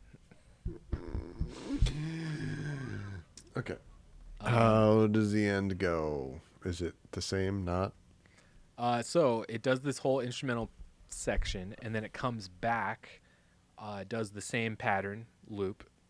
At a certain point, it will go C to E minor twice, and it will do the A thing again, and then there's a new chord progression for the outro. Of course, because it's Radiohead. Yeah. Brand new chord progression for the outro. Yeah, and the outro was it was G. What the fuck did I play? It was like G, E minor, and I think C. It's all chords you've already played before. It's just three. It's just a new progression. Let's hear it.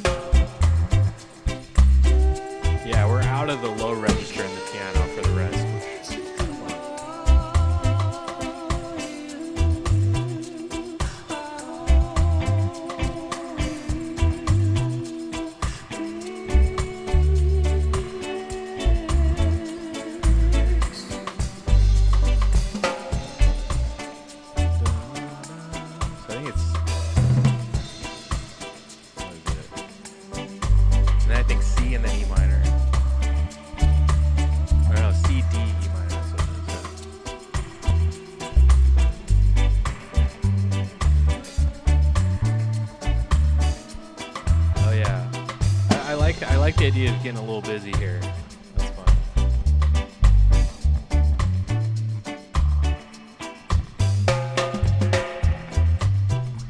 Yeah, it can be kind of like a more it can be cool in that moment to go make it like really, really throwback. Yes. Traditional rock steady ska. Yeah, I agree. Type of make it sound like a rhythm. Yeah. Totally. Make it sound like a Studio One thing. Yeah. You know? Yeah. That could be fun. Yeah, that's kind of exactly what I felt from when you were kind of playing a little more on there. So, yeah, I like that. Yeah. Oh, great. Right. Great. We've got What? 960 subscribers now. We don't have 959 anymore. Somebody unsubscribe, please. Please don't. We're desperate for subscribers. Yeah, please don't leave. Oh my God. In all seriousness, we actually really need you to subscribe, like all the time. 960. That's cool. We're getting a lot of subscribers. Nice. It's happening.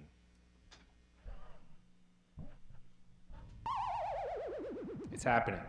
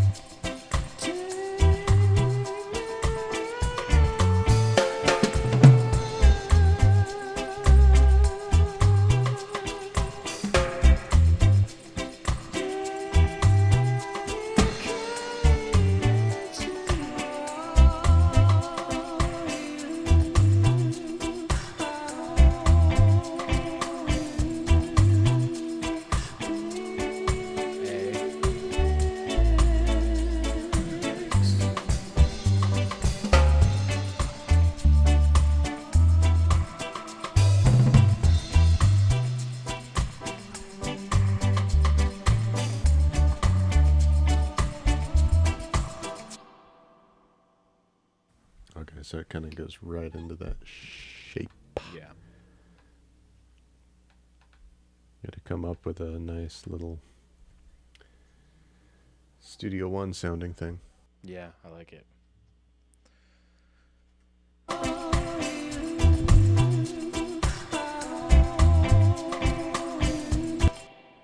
Sounds like my guitar is getting a little fucky right there. I'll fix that.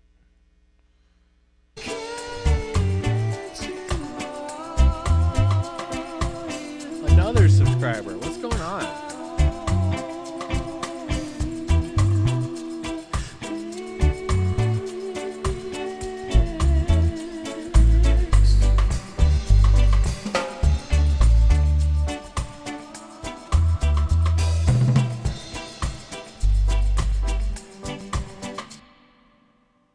What's the fourth chord in that? It just holds on E minor. Oh, 2 E minors. Two A? E minors, yeah. Expect me to believe that, do you? New subscribers. Oh my god, why are people subscribing? 5 subscribers. What's during this happening? show. Someone posted y'all on Reddit. Oh. Oh, Weird. hi. We must be really popular. It definitely wasn't me posting it like 70 times. Definitely not that. Thank you, Undiscovered Album 666. That's a sick username, by the way. It's Undiscovered Bum. Oh, Undiscovered Bum. Anal bum cover. I thought you had like some Satan album that's never been heard before. Would have been cool. R-Dub, what up? Yeah, man. Thanks for checking it out. This is what we do. I post a lot on the Dub subreddit, so thanks for hanging out, man. Okay, so Undiscovered Bum. I thought it was an undiscovered album.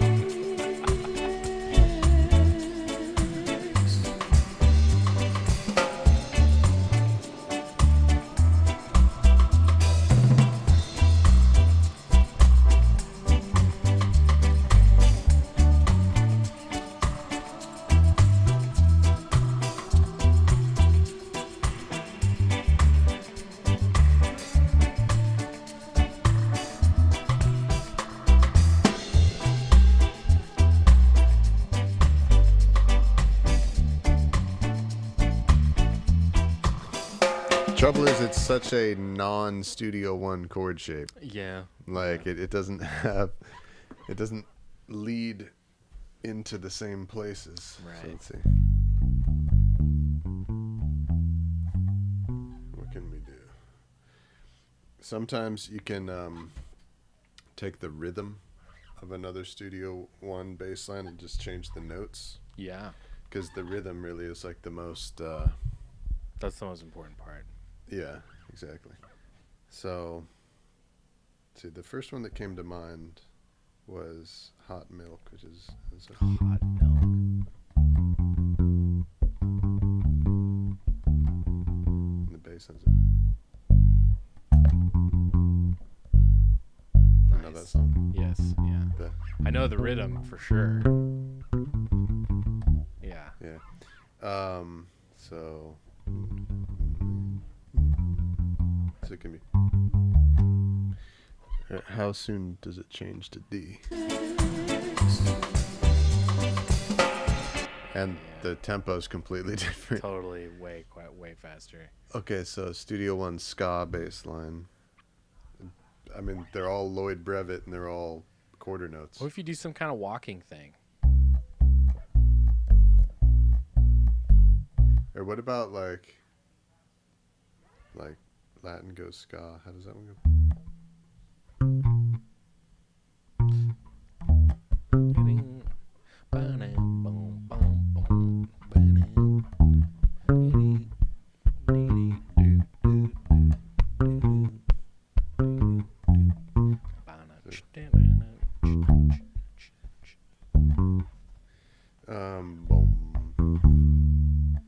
That gets me from G to D. Yeah. That's too slow.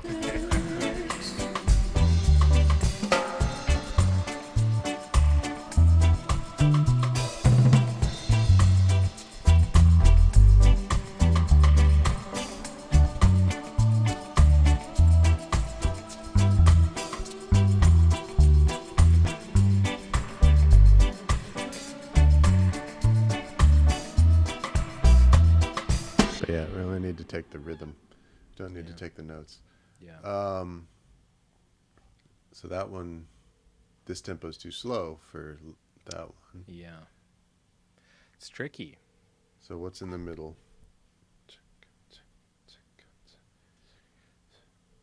There's like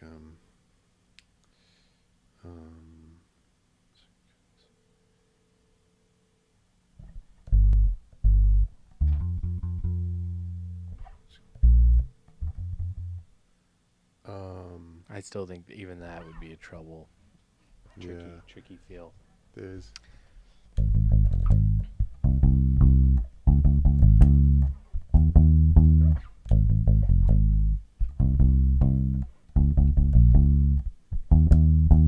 Try that with the Radiohead chords.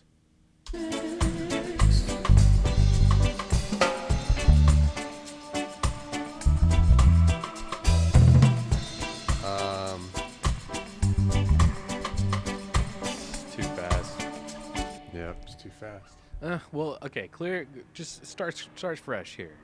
Yeah, Simplify. the closest one is Latin Goes Ska rhythm, just doing fucking triads of these chords.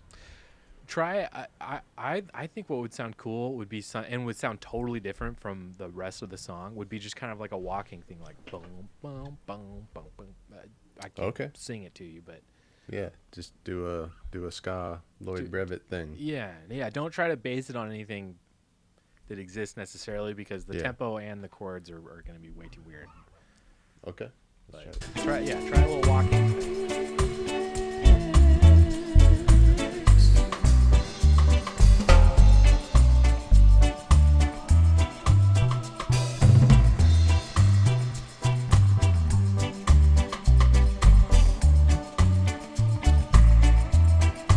Yes.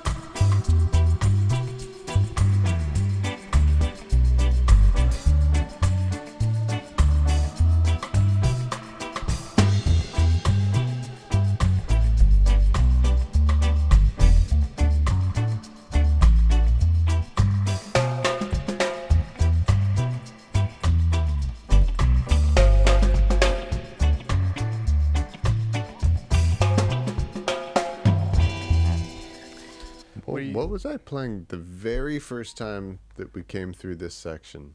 I was doing something. I think you were just What was it trying. like? Were you doing just the same rhythm you did in the earlier parts of the song, Maybe. the triad thing? Yeah, I think it's kind of jumping off from there. Let me just play through it with no plan, see what Good. happens. Okay, I like that.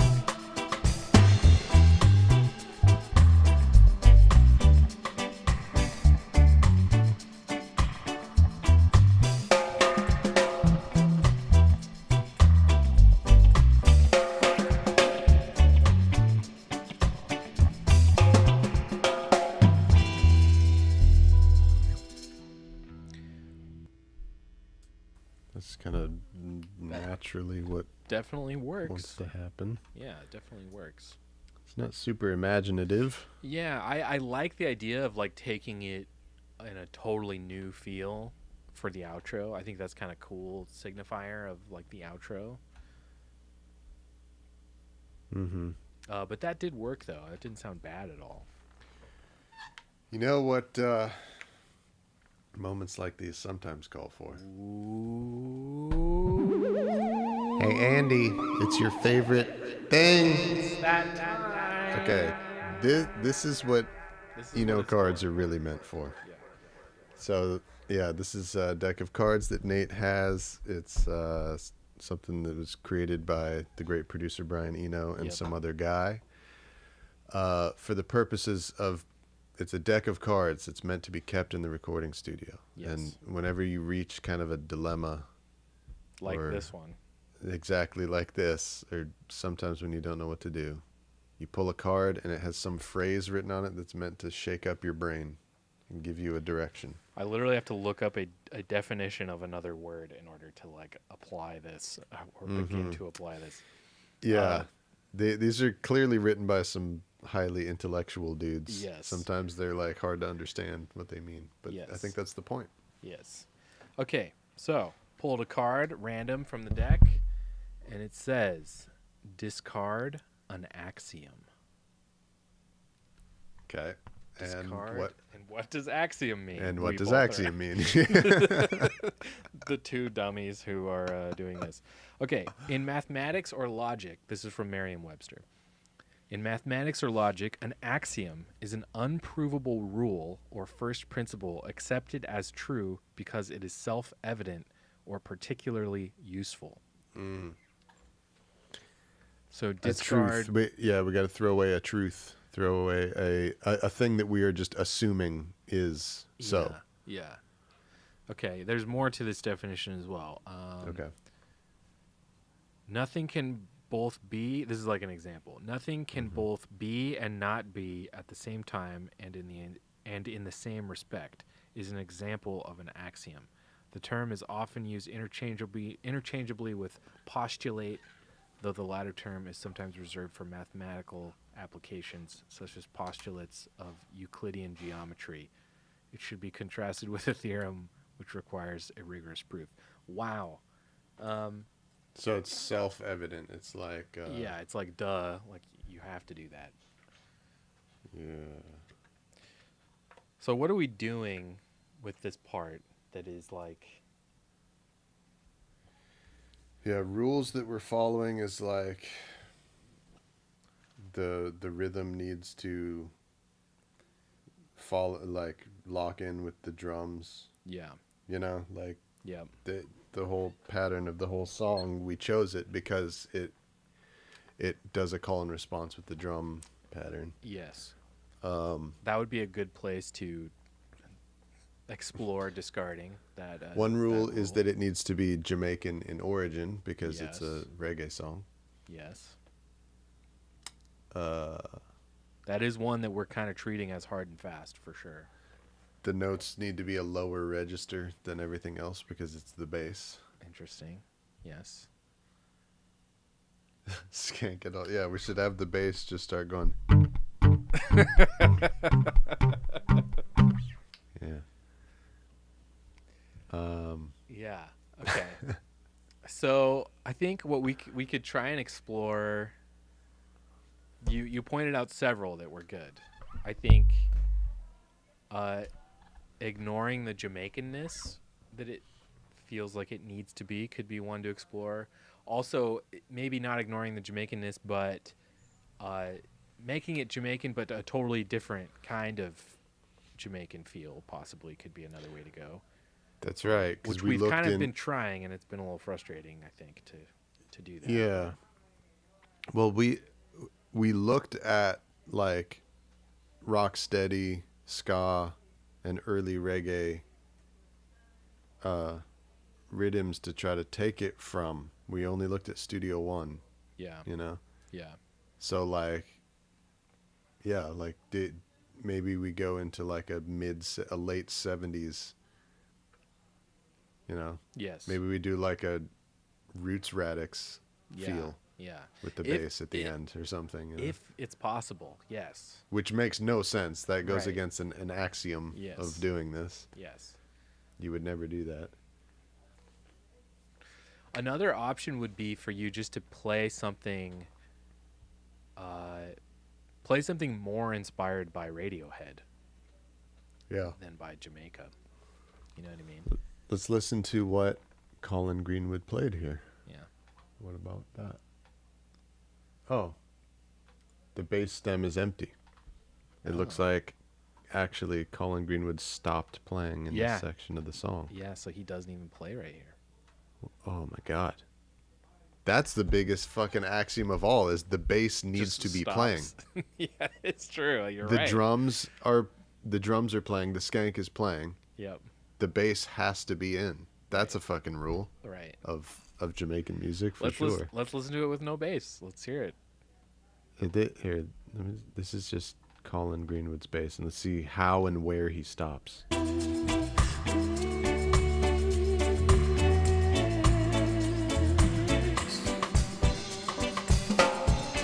Right at this section, he's out.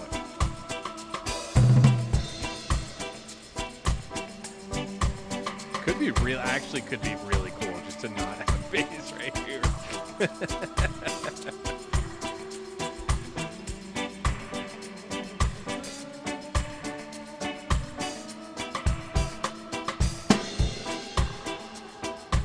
Brandon, this sounds great. Why don't we have you not play bass more often? That's what's been wrong. That's what's been holding us back, is I keep playing on the music. Yeah. And then this is how it ends. I'm 100% down just Wow. to do that. I mean, that my literally God. could be what it is. See, and that, ladies and gentlemen, that's an Eno card. That is a fucking Eno card. We Eno. never God would damn have it. thought. We never would have thought. Oh, it's just. Should we start just crediting? not play. Should we start crediting Brian Eno as like kind of low key producing some of this stuff? He did on this one. Yeah, he definitely did. Unless other guy wrote that card. Yeah, that could have been. Which we'll other never guy, know. Which I'm not really interested in other guys' contributions, honestly. Okay, let's find the place where this bass is gonna stop.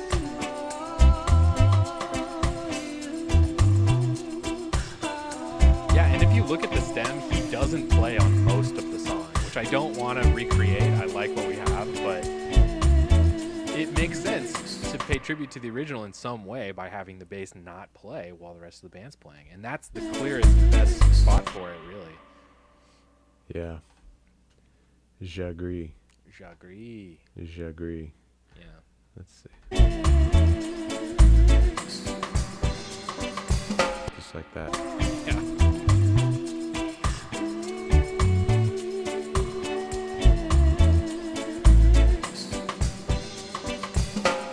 Out. That's the best way. Pick up a tambourine, bitch. It sounds really good. It does. You know what? It makes sense why they did it, because that hole lets you kind of get lost and swim in those crazy Tom York vocals that he's got. Swim around in that tool hole. Yeah. Wow, I love it. What a great solution. Thank you, fucking Brian Eno. Goddamn. Thank you. Awesome.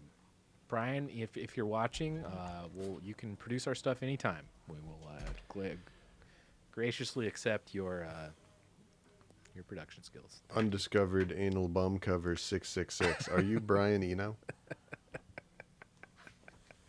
I hope so. Wouldn't that be something? Also, Brian Eno and Radiohead, why have they never hooked up? I mean, I know Radiohead is like they're married to Nigel Godrich, which I think is probably for the best. Yeah, it's working out so far. Yeah. You know what's wild is I read that Radiohead actually, they were like, they didn't fire Nigel Godrich. I think there's like kind of conflicting information about that. But for In Rainbows, they recorded a whole bunch of stuff without Nigel Godrich with another producer, with the thought being that they were just going to move on and work with other producers after that. And they didn't like it, and they called Nigel Godrich back and they said, "All right, sorry, we're gonna re-record all of In Rainbows or however much they'd done up to that point." Wow. With Nigel Godrich, and he's kind of another Eno type mind in the studio. He's a really brilliant guy. Like they apparently had recorded all these like awesome backing tracks for In Rainbows, and he forced them to leave it alone by when they got the songs to like a mix state where they were all like really happy with it, but he could tell they all were like still feeling like they were gonna nitpick and tinker around with it. He just did a mix down of the entire album, and he locked all the backing tracks as a 2 mix. And shit! And he said, "We're done. You guys are done. This sounds awesome. This is it. Tom, sing the vocals, and we're done." and that's how they finished In Rainbows. Whoa. Yeah. So he broke it. He broke the machine. Yeah, which I think when you listen to it, So there's no going back. yeah, when you Wow. listen to In Rainbows, it's such a wild return to form for Radiohead in that they sound like a band again. They just sound like a group of guys in a room playing together. It's more. That explains a lot. It's always stood out to me. Like, it's more untouched than anything that they've ever done. Yeah. It's the most raw thing that they've ever done. They went further back to caveman days than they even started at. Totally. Yeah. Yeah. And I think that's why, is because he locked the sessions down and was like, Wow. we're done. We're not Good move. We're not gonna fuck with this shit anymore. Because they had done Hail to the Thief, which I actually really love that album, although I think it's way too long. It feels really long when you listen to it. Yeah. Yeah, I kind of got bored. I was like, oh, okay. Yeah. There's several songs on there that are like some of my favorite Radiohead songs. And honestly, there's not a single song on there I don't like per se, but together it's 56 minutes long. It's one of those like CD era albums where they're just like, oh cool, we're not limited by the format anymore, so let's just fucking 80 minutes, and everybody wanted to. Yeah. Or is it 80 or 90 minutes? 80. It's I think it's 80. The limit. Yeah. Yeah, And so there's everybody tons of fucking albums that came out in the early 2000s where bands just like they decided that they didn't need an edit button anymore, because with vinyl you really only have 40 minutes. You have 20 minutes per side, and unless you're going to do a double album, you really can't exceed that. That's like a hard and fast like limit. That's a physical limit you're up against with vinyl. But for CDs, there's nothing like that. So bands would just the excesses of the CD era, I think, are not really talked about. But that's one of my least favorite things about CDs from that time period, is from like the early 2000s, is they're so goddamn long. They're so fucking long. And it's like, more is not always better. You know what I mean? Sometimes Tool's notorious for that. Dude, For Tool on purpose making their I think like all their albums are like 79 minutes and 50 something seconds. Totally. Yeah. Because any more than that, it needs to be 2 CDs now. Yep, exactly. So they're like, fuck it. We can do Dude, all same. of it. We the secret's out. We may or may not have done a playback episode on a certain Metallica album from the early 2000s, and a certain notorious Metallica album from the early 2000s. And that's an example That's too. another right example. there. That's like 70 minutes. It's so fucking goddamn long. It's like insane. But yeah, brevity. Leave them wanting more. Like what? That's something the CD era just like threw out the window. Makes that shit hard to listen to now. So yeah, this stuff is easy.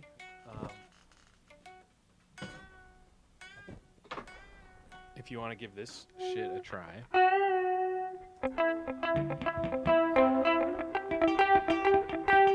So yeah, it literally, if you just take the whatever.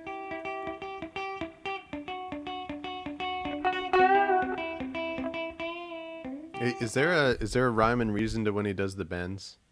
I always do it on the D and the C, just kind of when he's kind of to turn around the sections. I think is when he does Okay. it, or when I would do it.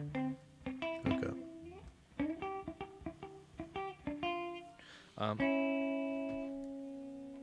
But yeah, that's all.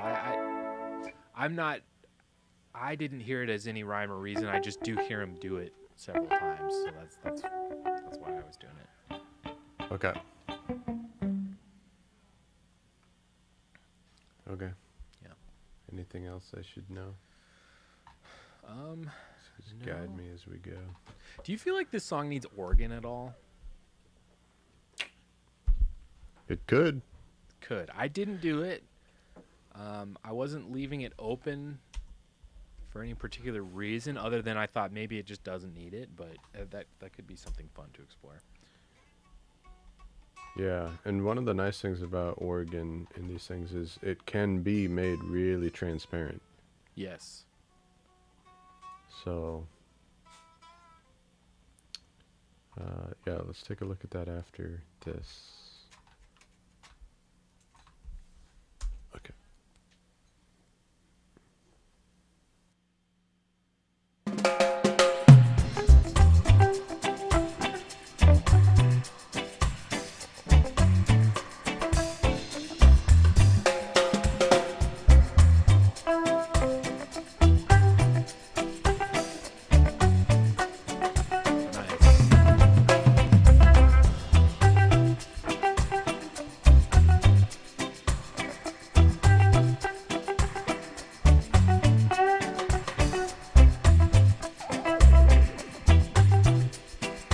Nice. I like that a lot.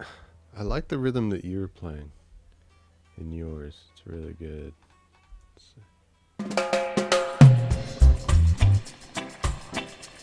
Oh, nice. You're doing a little. Yeah. I like what you do in the intro. I love doing that shit. That's pure Jesse Wagner. Jesse Wags.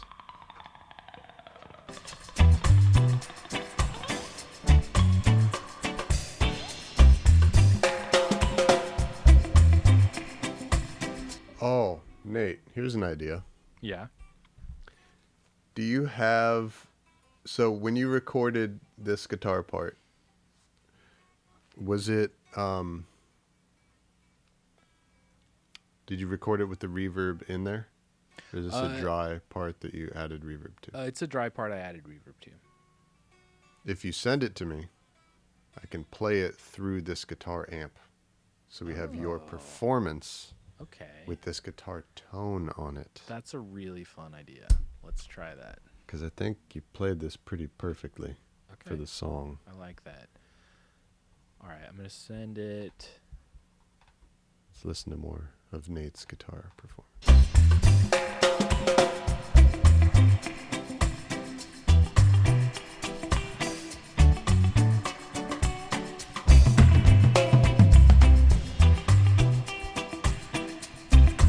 Yeah, it bounces perfectly. Nice. Okay, I'm going to send you the wave since we're probably going to use this. Yes. So, this guitar tone that I have here, this,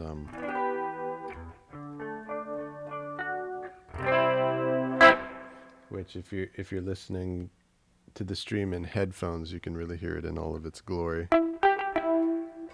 This will be really fun. So we're going to reamp this part right now, which is fun. We haven't done a lot of reamping on the stream.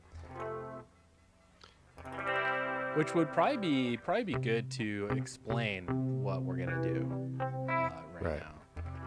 Because it's very fun.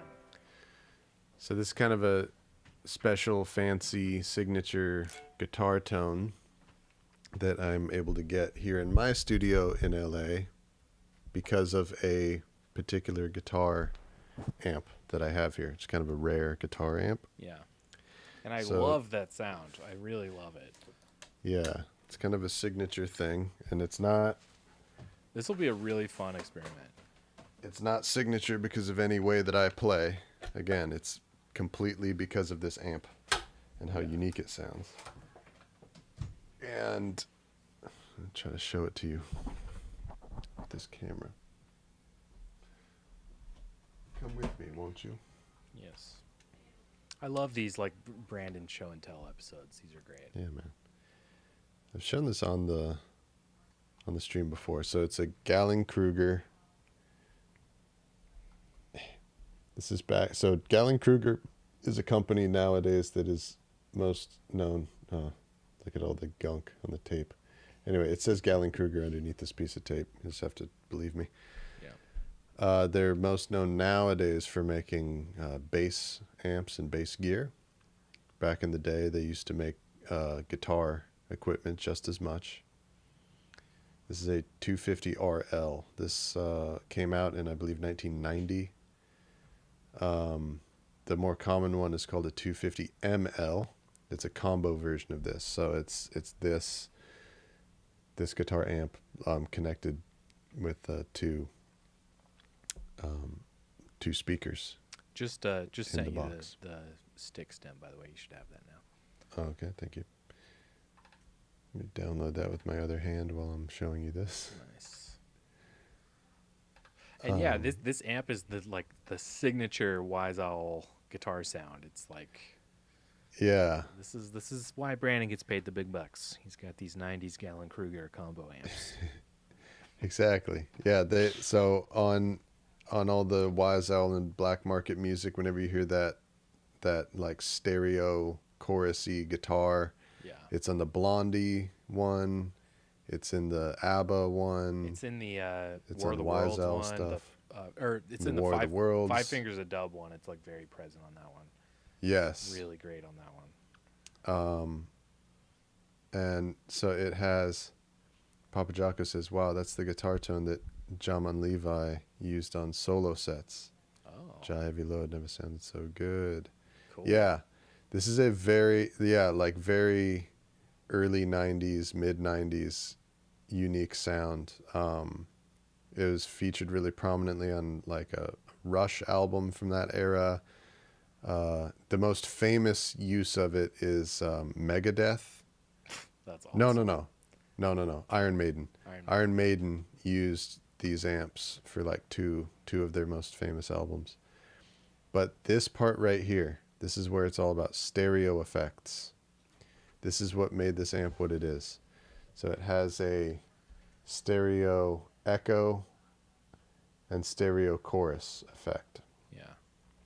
And I will show you that. But essentially what we're going to do is we're taking Nate's original dry guitar that he recorded, and we're going to play it through this amp. And then re-record it back into our session. Yes. So it's essentially like if I played guitar through that amp. Yes. And Nate is in Tennessee. This amp is in LA. Yeah. And that's what we're going to do. Probably would have been cleaner had I recorded this guitar part DI, like direct, like without an amp. I did record it through my amp. So it's going to have extra amp layer. It's going to go through 2 amps, my guitar signal, which will be fun to hear how that turns out. Right. But normally when you reamp something, it's the sound that comes straight off the guitar and not through any amp through this. But this is going to go through your amp and then through this. Exactly. Right. Yeah. So which you know what? That sounds like an axiom we can discard, Brandon. That sounds that's an axiom. Yeah, that's an axiom. Don't do that. Don't only put a guitar through one amp. Yeah. Yeah, let's discarded. Get ready for me to use the word axiom a lot now. Now that I read that. It's going to be hanging out at parties using the word axiom. And everyone's just going to be kind of looking at each other. You know, it really is a common axiom that you should only have beer before liquor. I actually think that I'll have some liquor first.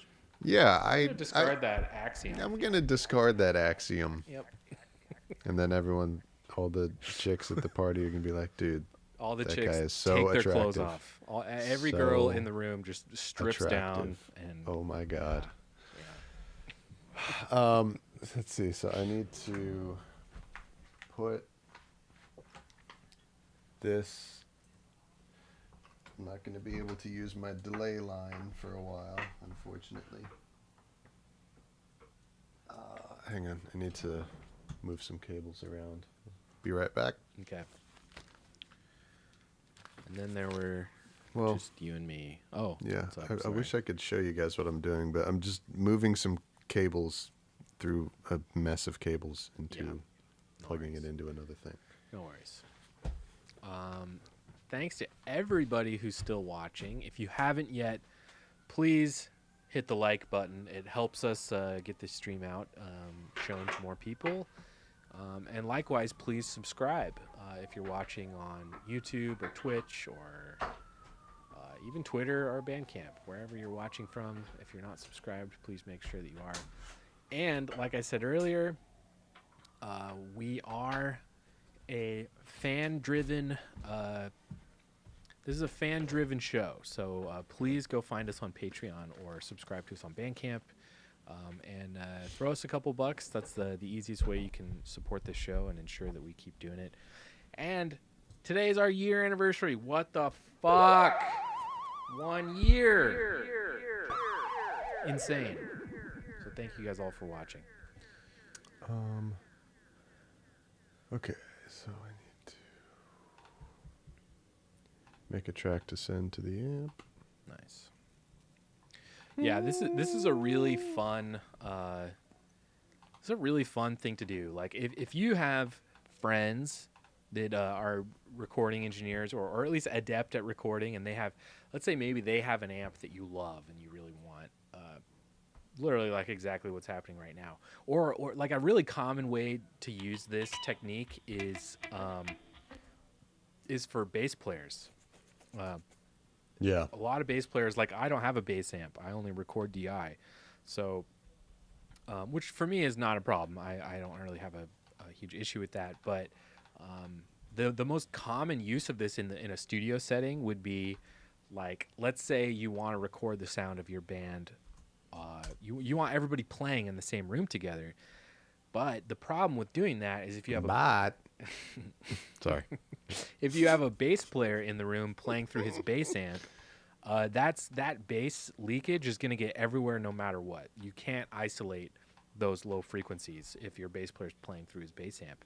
So the best way to get around that is record your whole band together, but have your bass player play DI and have him keep his amp turned off, right? So this way, essentially, if you're all wearing headphones, you can hear the bass player in your headphones, but he's not actually making any audible noise in the room with the rest of the guitar amps and the drum mics and vocal mics and all that stuff. And then when you're done, you take that bass DI direct signal and you play it back through the amp, and then you record the output of the amp, and now you've got your bass player playing through his amp with his real tone. And then you have a blend as well. You can have the amp signal and the DI signal, which is another really common way to use reamping stuff. But yeah, this is a really common, awesome technique to use in a studio setting. You're damn right. Yep. Okay, I'm just first I'm just removing a little bit of the amp noise that is from the first amp Nice. that it was recorded through. What are you doing? What are you using to do that? I am using, man, I wish I could show you guys my screen. It's all Too good. bad my computer's too big of a piece of poo-poo. Yeah. I am using Izotope Rx Denoise. Oh, nice. That's great. Yeah. There. Did you hear it go away? If you listen very closely. Oh, yeah. There's yeah, the sound of the amp. Listen to it go away. Oh, yep. Yeah. It's funny. I still hear that because that exact amp noise is in my room right now.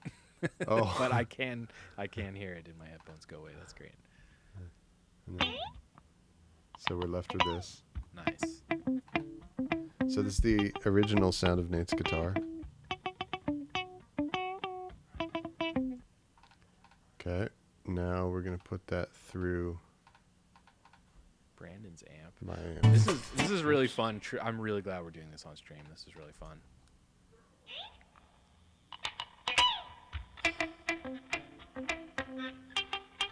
Amazing. Hello. Well, okay, that's not normal. That is that's my old computer struggling. Oh wow. But Wait, why would this make your computer struggle? This is all hardware routing, right? I would think. it is just because it's been on for a long time. Gotcha.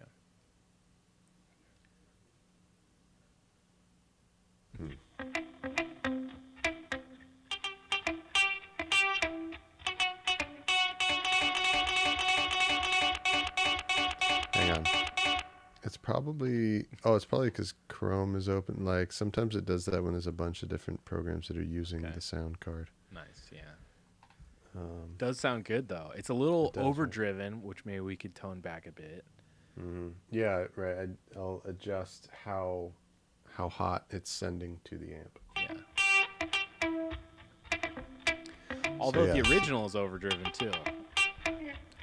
It is. So, so let's blend that in context. We'll play it with Yeah. the rest of the music, and we can adjust how hot the original guitar is sending into this amp, Yeah. and get the right amount of overdrive. Nice.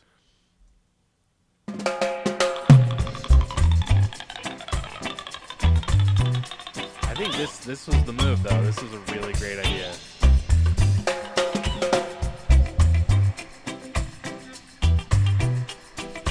Sounds so much better. So much better, and it's like cutting through like I wanted.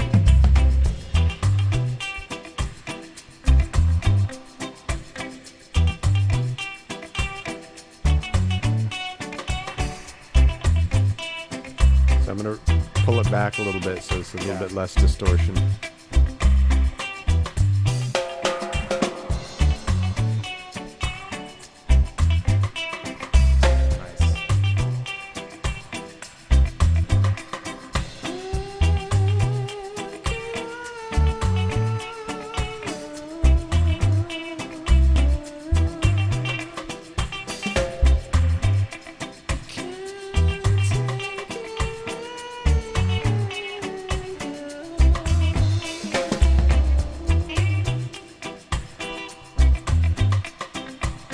That's more gentle. Yeah. Still there, though. It's great.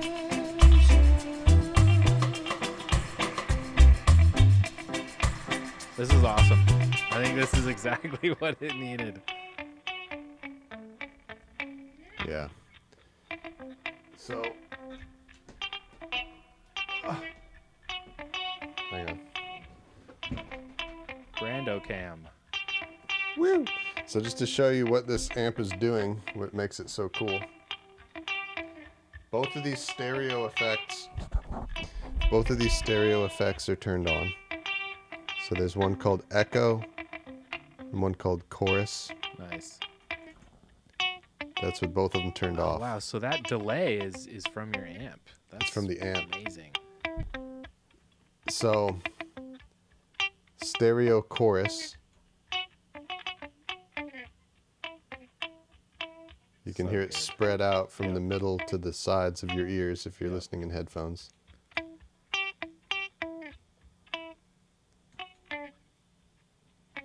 Then there's this one called Echo. Hang on, let me have it played down. That's the middle section. This is a money effect right here too. This echo is so good. Which is also stereo. Yeah. With that. So you can hear it's like a combination of reverb and like a slap delay, stereo slap delay. Totally. And so with both of them. Am I crazy, or does your chorus effect, does it sound like it's slightly right heavy or something? Is that intentional? It is. I don't know anything about intentional or unintentional about this effect. It's That's just what it does. it has one setting. Right. It's on or off is the only parameter that you have for it. But yeah, no, it definitely is. It favors one side over the other. Interesting. Wow. Yeah. It sounds great. I'm just curious. Yeah. And it works great for the this. Wise Owl guitar sound right there. It works great for this too because the guitar is panned hard left or hard right in the original, which is what we'll do on this too. Yeah. Okay. There you are. Nice. Okay, peoples.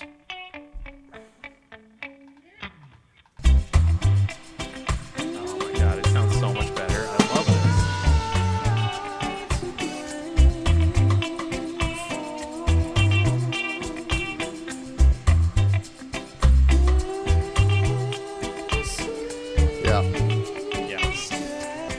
So that's a new thing. That's another axiom that we discarded, which is Brandon has to do it. Right. Yeah. If we want that YSL guitar sound, I have to play it. But nope, not necessarily. How about if we just keep the tone, but have Nate's performance? I think that's great because I agree with you. I was really happy with the performance. Yeah. It's just the tone is not. It didn't cut through. It. Obviously stuff I would have tried to adjust on the dub, the mix end, the final mix end, but it's way better to have it done before you even get to that stage. It's better to have it tracked in as close to the final state as possible. Yeah. But yeah, excellent. Wow, I love that. So now, since this is not a plugin, this is not a digital effect. Yep. This is actual hardware that we're running this signal through. We have to record We can't just we can't just press render right and have it put that effect on here. We have to actually in real time record the sound of the this. whole thing. Yeah. Otherwise, it won't end up in the recording. Right. So, you ready? Yeah, let's do it. Okay, my microphone's gonna need to be off during this pass. We're gonna do a pass through the whole song and let this guitar record. All right. I'm going to grab some water while we do this as well. All right, let's do it. Everybody enjoy the beautiful Nate's guitar in Brandon's amp.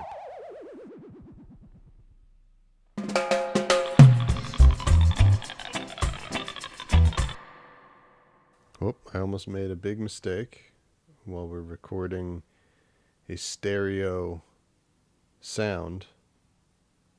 I started to record it as a mono source. That would be a mistake. Okay, here we go.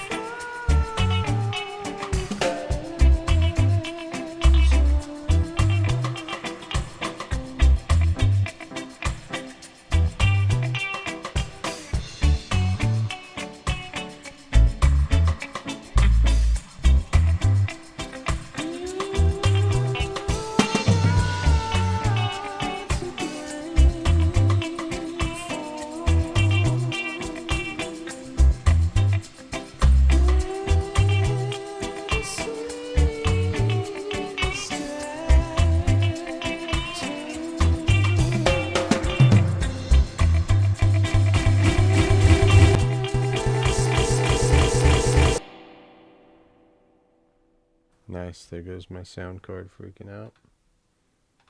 Let's back up a little bit and record from there. I hear Trouble in Paradise. I think my sound card got scared by you walking in the door. And it had a little freak out. Wait, so did we get it up to that point, though?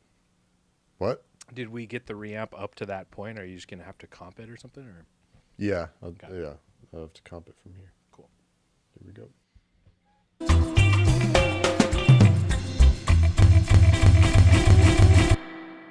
boy. Wow. I wonder what's doing that today. It might just be because it's hot here. Sometimes it does it, and then it'll go like 2 weeks without doing it at all. Right. It's an old sound card. This is, I have a Focusrite Sapphire Pro 40 that I've had for long time, more than 10 years probably. Still works on Firewire 400. We got to get you like Remember an that? Apollo 8 or something. That's what you really need. Yeah. Like those Apollo setups are dope. Because they have all the plug-in DSP is handled by the unit. It's not handled by your computer. So it frees up like a ton of computational processing. Axioms. Yeah. Okay.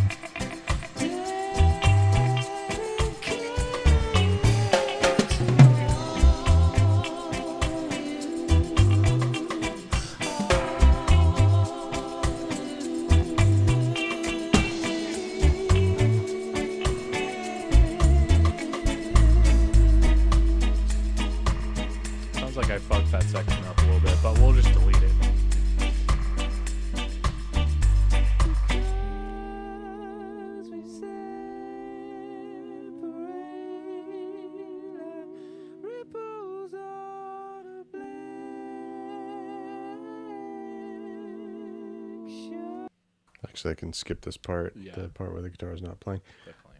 Later, Papa Jocko. Yeah, thanks for watching Papa Jocko, as always. Oh, well, that's cool. Yeah, you're... Since I have the That sounded wild. I have my delay line going through the amp instead of my delay unit, I can put my voice through. Yeah, it sounded like the PC2 was through it for a second. Yeah, it is. Wait, slap your PC2 again? Wait, hang on. Yeah. Here's my voice going through the guitar amp. Nice. That's what it was. Your PC2 went through the guitar. Oh, that sounds fucking awesome. That sounds cooler than the direct PC2, honestly. It does. Maybe that should be the new move. Yeah, maybe. And I should just talk through this amp. Yeah. Anyway. No. My voice actually sounds way worse through the amp. Ah. Dude, seriously? I'm not even joking. When you're back from your gig, Yeah. You should seriously look at get a used Apollo 8 interface. That would help so much with your computer shit. And they're like brand new. They're like $3,000, and I'm seeing on Reverb some for $1,200 used. Ooh. Okay. How many? So it depends on like how many output connections. Yeah. They So have. let's see here. It's definitely Thunderbolt, although there's FireWire as well. I'm trying to see the. Like how many analog outs? Yeah, I think that's the one thing about the Apollo line is they don't have a Yeah. lot of analog outs. That is Right. that is something Exactly. they don't really do, unfortunately. But It's kind of just outputs for the speakers, and that's kind of it, right? yeah, totally. So maybe Yeah. not, but could be cool. I don't know. Think about it. I don't know. Yeah. Brandon. Maybe I could have a separate unit that does, Oh, wait, is wait, just wait. like a separate. Oh no, this has a ton of fucking outputs. It doesn't have a lot of XLRs, but it has a ton of That's okay. fucking quarter-inch. Yeah, that's okay. This one that I'm using doesn't have any XLR output at all. Oh well, there you go. Yeah, I would look into that. These are awesome units. All right. Okay, I'm gonna get the guitar for the ending of the song, All right. and then yeah, like if there's mistakes or edits or changes that you want to make in the performance, you just edit this new version. Yeah, I'll probably just take out that time where we're going from E minor to C. It sounded like I just fucked it up a little bit, so I'll just have me not play right Yeah, there, it's and the then change section. yeah. Okay.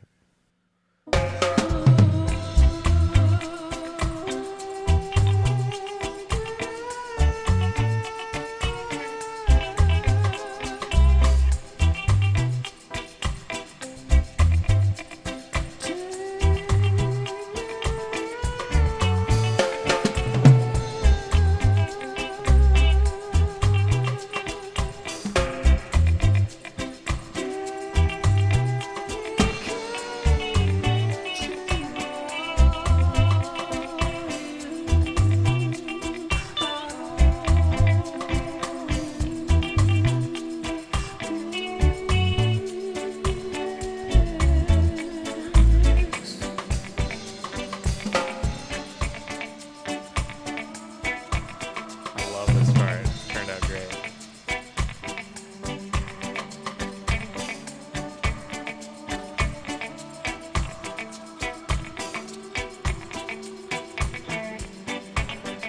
Oh my god, I literally thought something happened to my sub pack because when your bass comes out, my sub pack is like gone.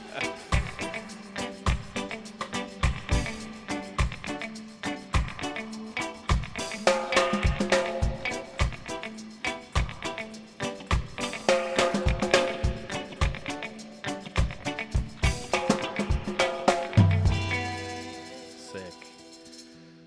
Amazing. Great idea, Brandon. Absolutely excellent idea.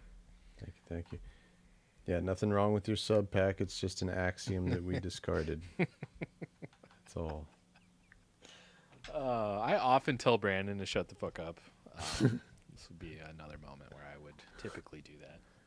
Although he's right. It's an axiom that we discarded. What else? Awesome. Well, send me that. Okay, I'll send this to you. I think there's a couple bass fills and bass notes in the beginning that I want to take away. Okay. Cool. So just editing stuff? Yeah. Okay. Let me just go through and make some bass edits here. And then how are you feeling about doing anything else today? Do you want to I'm down to keep going for another another hour or so if you want, or we could call it if you're feeling like calling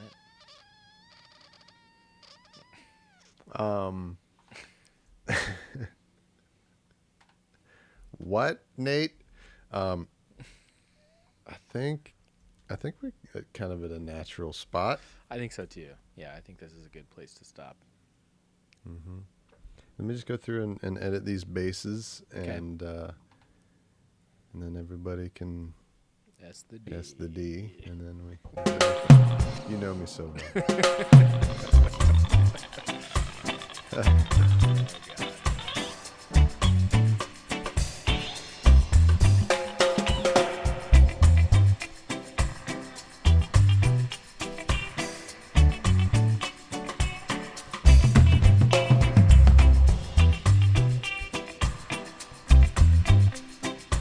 That one might have been unnecessary because the drum fill is so busy right there.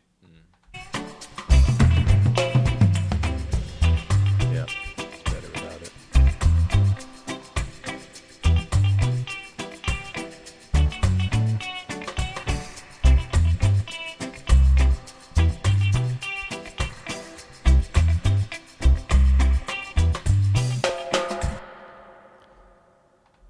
Take that one out.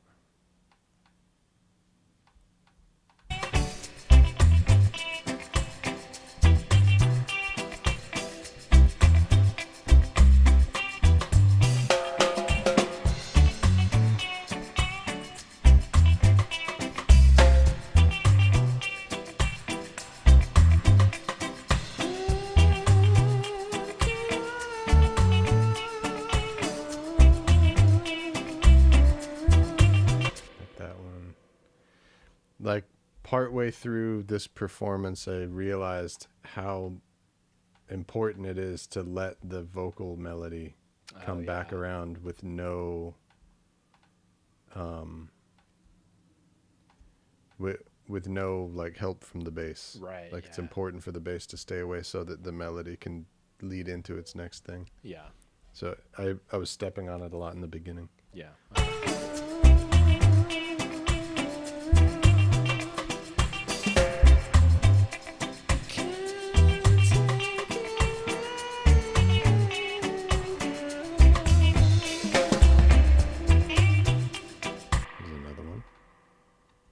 That little note that he goes. Gotta let him do it on his own. Yeah.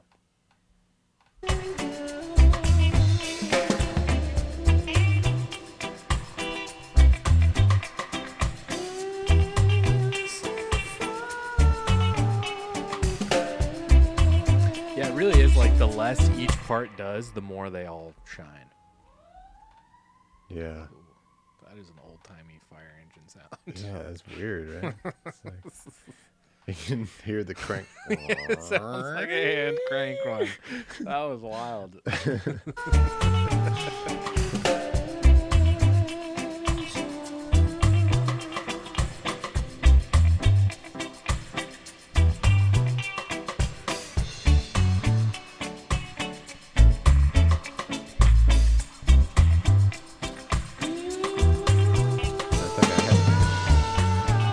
I got it from this point on. Yeah. This is where I figured it out.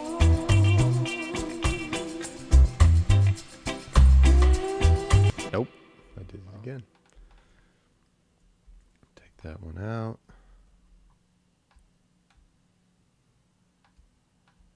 I'm just taking out, for anybody who's not sure what I'm doing, I'm taking out the little deep-boo, little fill bass notes. Totally.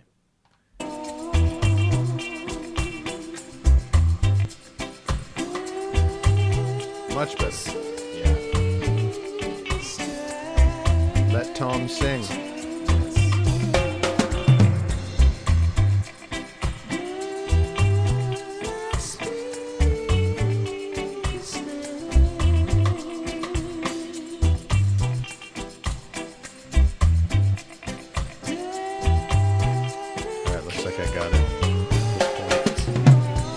Probably the one that I stepped on and I was like, oh no. Right. Don't do that.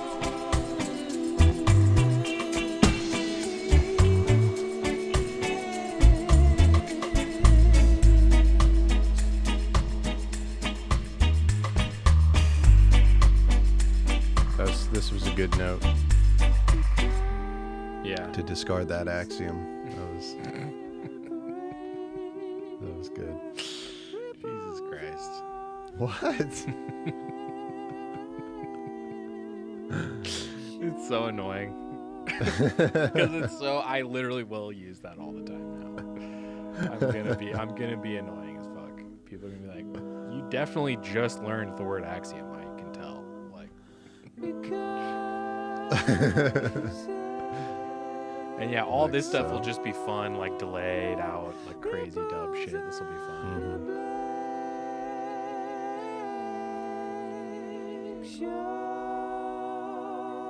Man, I can't believe how we were so nervous to do this one.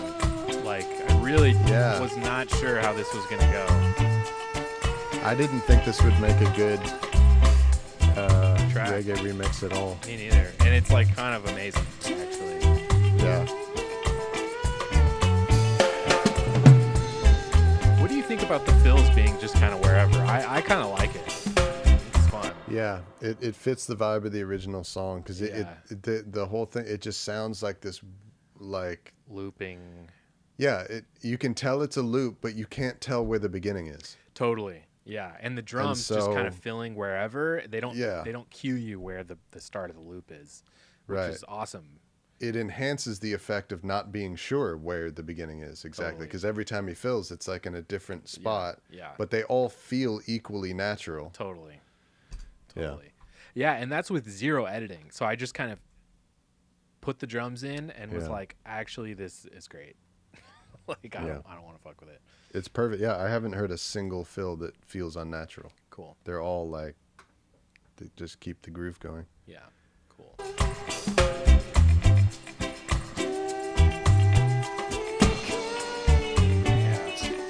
Yeah, it's fun. It sounds like a group of people just like having fun playing this. Yeah. Right.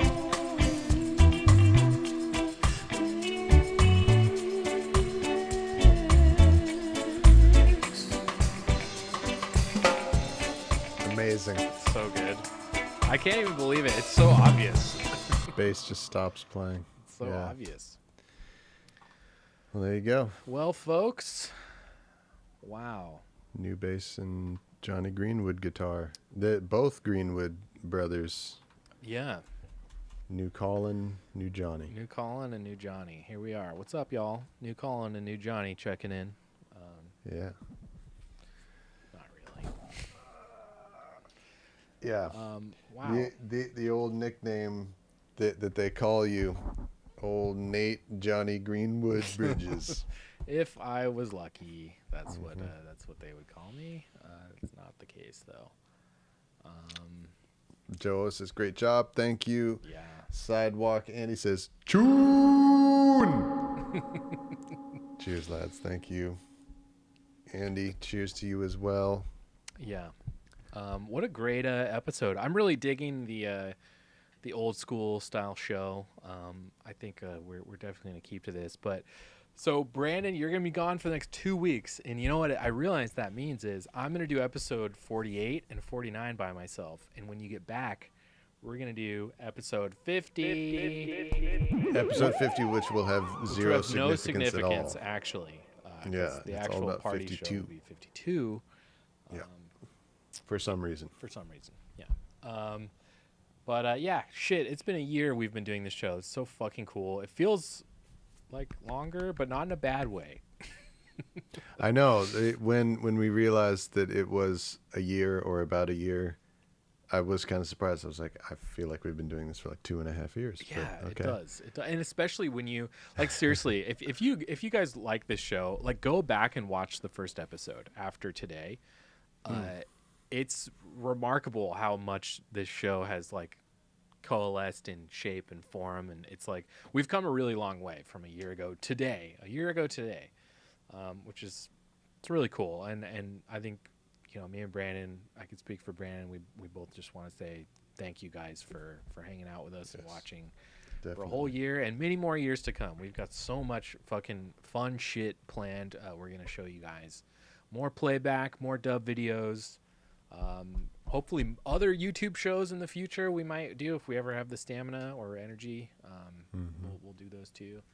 But great work today. I'm gonna do my part the next couple of weeks and get the rest of the remixes up to snuff, and then when Brandon gets back, maybe for episode 50, we'll do another big tracking day with Brandon. That'll be fun. Yay. Yeah. Recording lots of Radiohead. Yeah. Well, y'all. All right, y'all. Well, I will see you guys in 3 weeks from today. Absolutely. Have fun dubbing with Nate. Be nice to him. Try. Yeah. Or don't. Or be mean to him. Because it'll be funnier that way. But right. We love you guys. Love y'all. We'll miss you, Brandon. Have fun in Oregon. Thank you. Bye.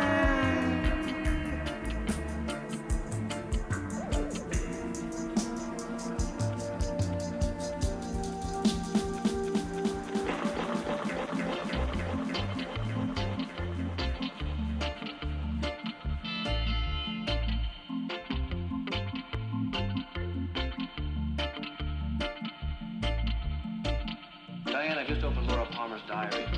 This is the last entry dated February 23rd. It reads, asparagus for dinner again. I hate asparagus. Does this mean I'll never grow up? And then she's written, nervous about meeting Jade tonight. That's the letter J, Diane.